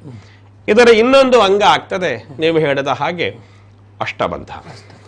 ಈ ಅಷ್ಟಬಂಧದ ಬಗ್ಗೆ ಒಂದು ಒಳ್ಳೆಯ ಪರಿಕಲ್ಪನೆ ಶಾಸ್ತ್ರ ವಿಧಿಸ್ತದೆ. ಬೀಜೇನ ಪೀಠಂ ಪ್ರಕೃತಿ ಸ್ವರೂಪಂ ಮೂಲೇನ ಬಿಂಬಂ ಪುರುಷಾತ್ಮಕಂ ಚ ಅಂತ. ದೇವರ ಒಂದು ಪೀಠ ಅಂತ ಇದೆ, ನಾವು ಪಾಣಿಪೀಠ ಅಂತ ಕರೀತೇವೆ. ಇದು ಪ್ರಕೃತಿಯ ಸ್ವರೂಪ. ಬಿಂಬ ಎನ್ನತಕ್ಕಂತಹದ್ದು ಪುರುಷ ಸ್ವರೂಪ. ಪ್ರಕೃತಿಯನ್ನು ಪುರುಷ ಸ್ವರೂಪವನ್ನು ಒಂದು ಕಡೆಯಲ್ಲಿ ಮೇಳೈಸುವಂತಹ ವಿಧಿಯೇ ಅದು ಅಷ್ಟಬಂಧ ಅಂತ ಅರ್ಥ. ಪ್ರಕೃತಿಯೊಡನೆ ಪುರುಷನನ್ನು ಏಕೀಕೃತವಾಗಿ ಒಂದು ಬಂಧದಲ್ಲಿ 8 ರೀತಿಯ ಬಂಧವನ್ನು ಹಾಕಿಕೊಂಡು ಅದನ್ನು ಒಟ್ಟು ಮಾಡತಕ್ಕಂತಹ ಒಂದು ಸಂಗತಿ, ಒಂದು ಪುರುಷ ಮತ್ತೊಂದು ಪ್ರಕೃತಿ ಎರಡೂ ಒಟ್ಟಾದಾಗ ವಿಶಿಷ್ಟವಾದಂತಹ ಒಂದು ಸಂಗತಿ ಉತ್ಪತ್ತಿ ಆಗ್ತದೆ. ಅದು ದೇವರ ಚೈತನ್ಯ ಅಂತ ಆಗಿರ್ತದೆ. ಇದು ಅಷ್ಟಬಂಧದ ಒಂದು ಪರಿಕಲ್ಪನೆ. ಇದರಲ್ಲಿ ಉತ್ಸವಗಳು, ಮಹೋತ್ಸವ, ಉತ್ಸವ ಎನ್ನುವ ಶಬ್ದಕ್ಕೆ ಅರ್ಥ ಮತ್ತಿನ್ನೇನೂ ಅಲ್ಲ, ಸವ ಇತ್ಯುಚ್ಯತೆ ಸೃಷ್ಟಿ ಅಂತ ಅರ್ಥ. ಹಿರಿಯರು ಏನನ್ನು ಸೃಷ್ಟಿ ಮಾಡಿದ್ದಾರೆ, ಹೀಗೆ ಮಾಡಬೇಕು, ಒಳಿತಾಗ್ತದೆ, ಅದನ್ನು ನಾವು ಮಾಡಿಕೊಂಡು ಬರುವುದಕ್ಕೆ ಉತ್ಸವ ಅಂತ ಹೆಸರು. ಉತ್ಸಾಹಕ್ಕೆ ಉತ್ಸವ ಅಂತ ಹೇಳಿದ್ದಾರೆ. ಇನ್ನು ಸಮಗ್ರ ಗ್ರಾಮದಲ್ಲಿರತಕ್ಕಂತಹ ಎಲ್ಲ ವ್ಯಕ್ತಿಗಳನ್ನು ಒಂದು ಕಡೆಯಲ್ಲಿ ಏಕೀಕರಿಸುವಂತಹ ಒಂದು ಕೆಲಸ ಆಗ್ತದೆ, ಅದು ಉತ್ಸವ. ಒಂದು ಉತ್ಸವದಲ್ಲಿ ಎಲ್ಲ ವರ್ಗದವರಿಗೂ ಒಂದು ಕೆಲಸ ಅಂತ ಇದೆ, ಎಲ್ಲರಿಗೂ ಪ್ರಾಮುಖ್ಯತೆ ಅಂತ ಇದೆ. ಯಾರೂ ಇಲ್ಲದೆ ಉತ್ಸವ ಆಗ್ಲಿಕ್ಕಿಲ್ಲ, ಎಲ್ಲರೂ ಕೂಡ ಅಲ್ಲಿ ಬಂದು ಸೇರಿಕೊಳ್ಬೇಕು. ಇನ್ನೊಂದು ಗಮ್ಮತ್ತು ಏನು ಅಂತ ಹೇಳಿದರೆ, ಉತ್ಸವದಲ್ಲಿ ನಾವು ಎಣಿಸಿದಂತೆ ಕೇವಲ ಭಕ್ತ ಜನರು ಮಾತ್ರ ಸೇರೋದು ಅಲ್ಲ. ಉತ್ಸವದ ಆರಂಭದಲ್ಲಿ ಧ್ವಜಾರೋಹಣದ ಸಮಯದಲ್ಲಿ ನಾವು ದೇವತೆಗಳನ್ನು ಕರೀಲಿಕ್ಕುಂಟು. ದೇವೇಶಸ್ಯ ಮಹೋತ್ಸವಾಯ ನಿತರಾಂ ಆಗಚ್ಚ ಶೀಘ್ರಂ ಮುದಾ ಅಂತ. ಇಂದ್ರತ್ವಂ ಬುಧೇಶ್ವರ ದ್ವಿಪವರೋ, ಎಲ್ಲ ನಾವು ಇಂದ್ರಾದಿ ದೇವತೆಗಳನ್ನು, ಪರಿಸರದಲ್ಲಿರತಕ್ಕಂತಹ ಸಮಗ್ರ ದೇವತೆಗಳನ್ನು ಕರೀಲಿಕ್ಕುಂಟು. ಆಶ್ಚರ್ಯ ಆಗಬಹುದು, 8 ದಿಕ್ಕಿನಲ್ಲಿ ಒಂದೊಂದು ದಿಕ್ಕಿನಲ್ಲಿ 8 ದಿಕ್ಕು, ಒಂದೊಂದು ದಿಕ್ಕಿನಲ್ಲಿ 50 ಕೋಟಿ ದೇವತೆಗಳು ಉತ್ಸವದ ಸಮಯದಲ್ಲಿ ಬರ್ತಾರೆ. ಒಂದೊಂದು ದಿಕ್ಕಿನಿಂದ 50 ಕೋಟಿ ಭೂತಗಣೇಭ್ಯೋ ನಮೋ ನಮಃ ಅಂತ ಹೇಳಿ ಬಲಿ ಹಾಕ್ಲಿಕ್ಕುಂಟು. 50 ಕೋಟಿ ದೇವತೆಗಳು ಒಂದೊಂದು ದಿಕ್ಕಿನಿಂದ ಬಂದು ಕಾದು ಕೂರುತ್ತಾರೆ ದೇವರ ಉತ್ಸವವನ್ನು ಕಾಣಲಿಕ್ಕೆ. ಅವರಿಗೆ ನಾವು ಬಲಿ ಹಾಕ್ಲಿಕ್ಕುಂಟು, ಅದನ್ನು ನಾವು ಬಲಿದಾನ ಅಂತ ಹೇಳ್ತೇವೆ. ಈ ಸಮಯದಲ್ಲಿ ಒಂದು ಪ್ರಮುಖವಾದಂತಹ ಅಂಗ ರಥೋತ್ಸವ. ದೊಡ್ಡ ಸಂಗತಿ, ಸಮಯದ ಅಭಾವ. ರಥೋತ್ಸವ ಎನ್ನುವ ಶಬ್ದಕ್ಕೆ ಒಳಗಡೆ ಇರತಕ್ಕಂತಹ ದೇವರನ್ನು ಹೊರಗಡೆ ತಕ್ಕೊಂಡು ಬಂದು ರಥದಲ್ಲಿ ಕೂರಿಸಿ ದೇವರನ್ನು ಎಳೆಯಬೇಕು. ಒಂದು ಸುತ್ತ ಎಳಿಬೇಕು ಅಥವಾ ದಂಡವಾಗಿ ಎಳಿಬೇಕು ಅಂತ ಅರ್ಥ. ಏನಿದರ ಪರಿಕಲ್ಪನೆ? ದೇವರನ್ನು ರಥದಲ್ಲಿ ಕೂರಿಸಿ ಹಗ್ಗ ಕಟ್ಟಿ ಎಳಿಬೇಕು, ಎಳಿಬೇಕು, ಎಳಿಬೇಕು. ಎಷ್ಟು ಎಳಿಬೇಕು ಅಂತ ಕೇಳಿದರೆ, ಎಳೆದು ರಥದಲ್ಲಿ ಇರುವ ಭಗವಂತ ನಮ್ಮ ಮನೋರಥದಲ್ಲಿ ಬಂದು ಕೂರುವಲ್ಲಿಯ ತನಕ ನಾವು ಎಳಿಬೇಕು, ಬಿಡ್ಲಿಕ್ಕಿಲ್ಲ ಅಂತ ಅರ್ಥ. ಅದು ಭಕ್ತಿ ಬಂಧನವಶಃ. ಅದು ಭಕ್ತಿ ಬಂಧನ, ಏನು ಭಕ್ತಿ ಎನ್ನತಕ್ಕಂಥ ಹಗ್ಗವನ್ನು ಹಿಡಿದು ಅವನನ್ನು ಎಳ್ಕೊಂಡು ನಮ್ಮ ಮನೋರಥದಲ್ಲಿ ಕೂರಿಸಬೇಕು ಎನ್ನುವಂತಹ ಏನು ಚಿತ್ರಣ ಪರಿಕಲ್ಪನೆ ಇದೆ, ಇದನ್ನು ರಥೋತ್ಸವ ಅಂತ ಕರೆದಿದ್ದಾರೆ. ರಥದಲ್ಲಿ ಬಹಳಷ್ಟು ದೇವತೆಗಳು ಅಂತ ಇದ್ದಾರೆ. ನಾನು ಸ್ಥೂಲವಾಗಿ ಹೇಳಿಬಿಡ್ತೇನೆ. ರಥಪೂಜಾಂ ಪ್ರವಕ್ಷ್ಯಾಮಿ ರಮೇಶಸ್ಯ ಮಹಾತ್ಮನಃ ಚಕ್ರೇ ಪೂಜಾರಿ ಷಡ್ವರ್ಗಂ ಪ್ರಾದಕ್ಷಿಣ್ಯೇನ ಚಕ್ರಮತಿಗೆ ಒಂದು ನಿಯಮ ಅಂತ ಹೇಳಿದ್ದಾರೆ. ರಥದ ಚಕ್ರದಲ್ಲಿ ಅರಿಷಡ್ವರ್ಗಗಳು ಅಂತ ಇರ್ತದೆ. ರಥದ ಕೇಂದ್ರ ಬಿಂದುವಿನಲ್ಲಿ ಚಂದ್ರ, ಗುರು, ಹಂಸ ಎನ್ನುವ ದೇವತೆಗಳು ಅಂತ ಇರುತ್ತದೆ. ರಥದ ಪತಾಕೆಯಲ್ಲಿ ಸಮಗ್ರ ನಕ್ಷತ್ರಗಳು ಅಂತ ಇರುತ್ತದೆ. ರಥದ 8 ದಿಕ್ಕುಗಳಲ್ಲಿ ದಿಗ್ದೇವತೆಗಳು ಅಂತ ಇರುತ್ತಾರೆ. ರಥದ 4 ದ್ವಾರದಲ್ಲಿ 4 ವೇದಗಳು ಅಂತ ಇರ್ತದೆ. ರಥದ ಪೀಠದಲ್ಲಿ ವೈಕುಂಠ ಇರ್ತದೆ. ರಥದ ಸ್ತಂಭದಲ್ಲಿ ಮೇರು ಪರ್ವತ ಅಂತ ಇರ್ತದೆ. ರಥದ ಶಿಖರದಲ್ಲಿ ಬ್ರಹ್ಮಾಂಡವೇ ಅಡಗಿರ್ತದೆ. ರಥವನ್ನು ಎಳೆಯುವ ಹಗ್ಗದಲ್ಲಿ ವಾಸುಕಿ ಸನ್ನಿಹಿತನಾಗಿರುತ್ತಾನೆ. ಇಂತಹ ಮಂತ್ರಮಯವಾಗಿರತಕ್ಕಂತಹ ರಥವನ್ನು ಎಳೆದು ನಮ್ಮ ಮನೋರಥಕ್ಕೆ ನಾವು ತಗೊಂಡು ಬಂದು ಇರಿಸಿದಾಗ ನಮ್ಮ ಬದುಕು ಅದು ಸಾರ್ಥಕತೆಗೆ ಅಂತ ಬರ್ತದೆ. ಮಹೋತ್ಸವದ ಅಂಗವಾಗಿರತಕ್ಕಂತಹದ್ದು ಈ ರಥೋತ್ಸವ. ಹೀಗೆ 7 ವಿಧವಾಗಿರತಕ್ಕಂತಹ ಉತ್ಸವಗಳು ಅಂತ ಇದೆ. ಒಂದು ದಿವಸದಲ್ಲಿ ಮುಗಿಯುವ ಉತ್ಸವ ಅಂತ ಶೈವೋತ್ಸವ ಅಂತ ಇದೆ. 3 ದಿವಸದ ಉತ್ಸವ ಗೌಣೋತ್ಸವ, 5 ದಿವಸದ ಉತ್ಸವ ಭೌತಿಕೋತ್ಸವ, ಭವನೋತ್ಸವ, ಶ್ರೀಕರೋತ್ಸವ, ಇನ್ನು ರೌದ್ರೋತ್ಸವ. ಹೀಗೆಲ್ಲ 1 ತಿಂಗಳ ಪರ್ಯಂತ ನಡೆಯುವಂತಹ ಉತ್ಸವಗಳ ಪ್ರಭೇದಗಳು ಅಂತ ಇದೆ. ಇಲ್ಲೆಲ್ಲ ನಾವು ದೇವತೆಗಳನ್ನು ಆರಾಧನೆ ಮಾಡಲಿಕ್ಕೆ ನಾನಾ ಮಂಗಲ ವಾದ್ಯ ಗೀತ ನಿನದಾಹ ವಾತಾಹ ಸುಖ ಸ್ಪರ್ಶನಾಹ ಅಂತ ಒಳ್ಳೆ ಮಾತು ಹೇಳ್ತಾರೆ ತಂತ್ರಶಾಸ್ತ್ರದಲ್ಲಿ. ದೇವರಿಗೆ ನಾವು ನಗಾರಿ ಬಡಿತೇವೆ, ಬೇರಿ ಬಡಿತೇವೆ, ಎಣಿಸ್ತೇವೆ, ಇದೆಲ್ಲ ಸುಮ್ಮನೆ ವ್ಯರ್ಥ ಅಂತ ಅಲ್ಲ.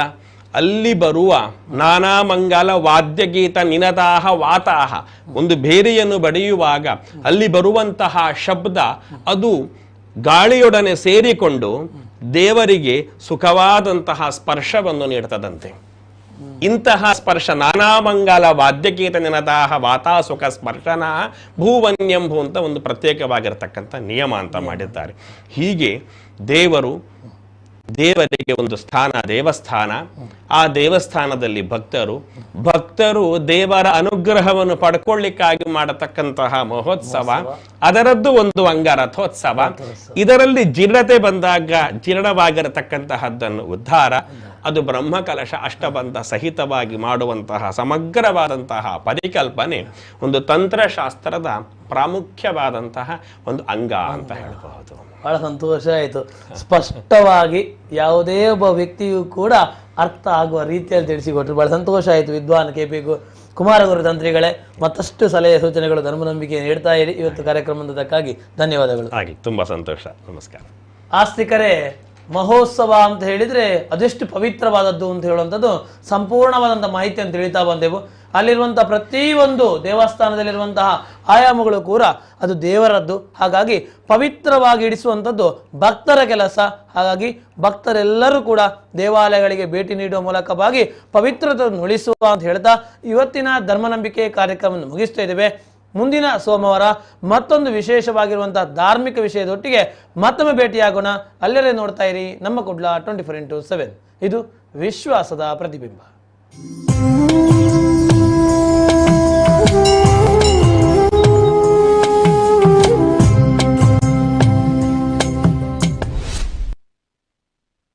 ಜಾಪನೀಸ್ ಎನ್ಸೆಫಲೈಟಿಸ್ ಲಸಿಕೆಗಳಿಂದ ಮೆದುಳು ಜ್ವರದ ವಿರುದ್ಧ ಸಾರೋಣ ಯುದ್ಧ. ಖಚಿತ ಜೆಇ ಪ್ರಕರಣಕ್ಕೆ ತುತ್ತಾದವರ ಸಂಖ್ಯೆ ಕಡಿಮೆ ಇದ್ದರೂ ಮೆದುಳು ಜ್ವರಕ್ಕೆ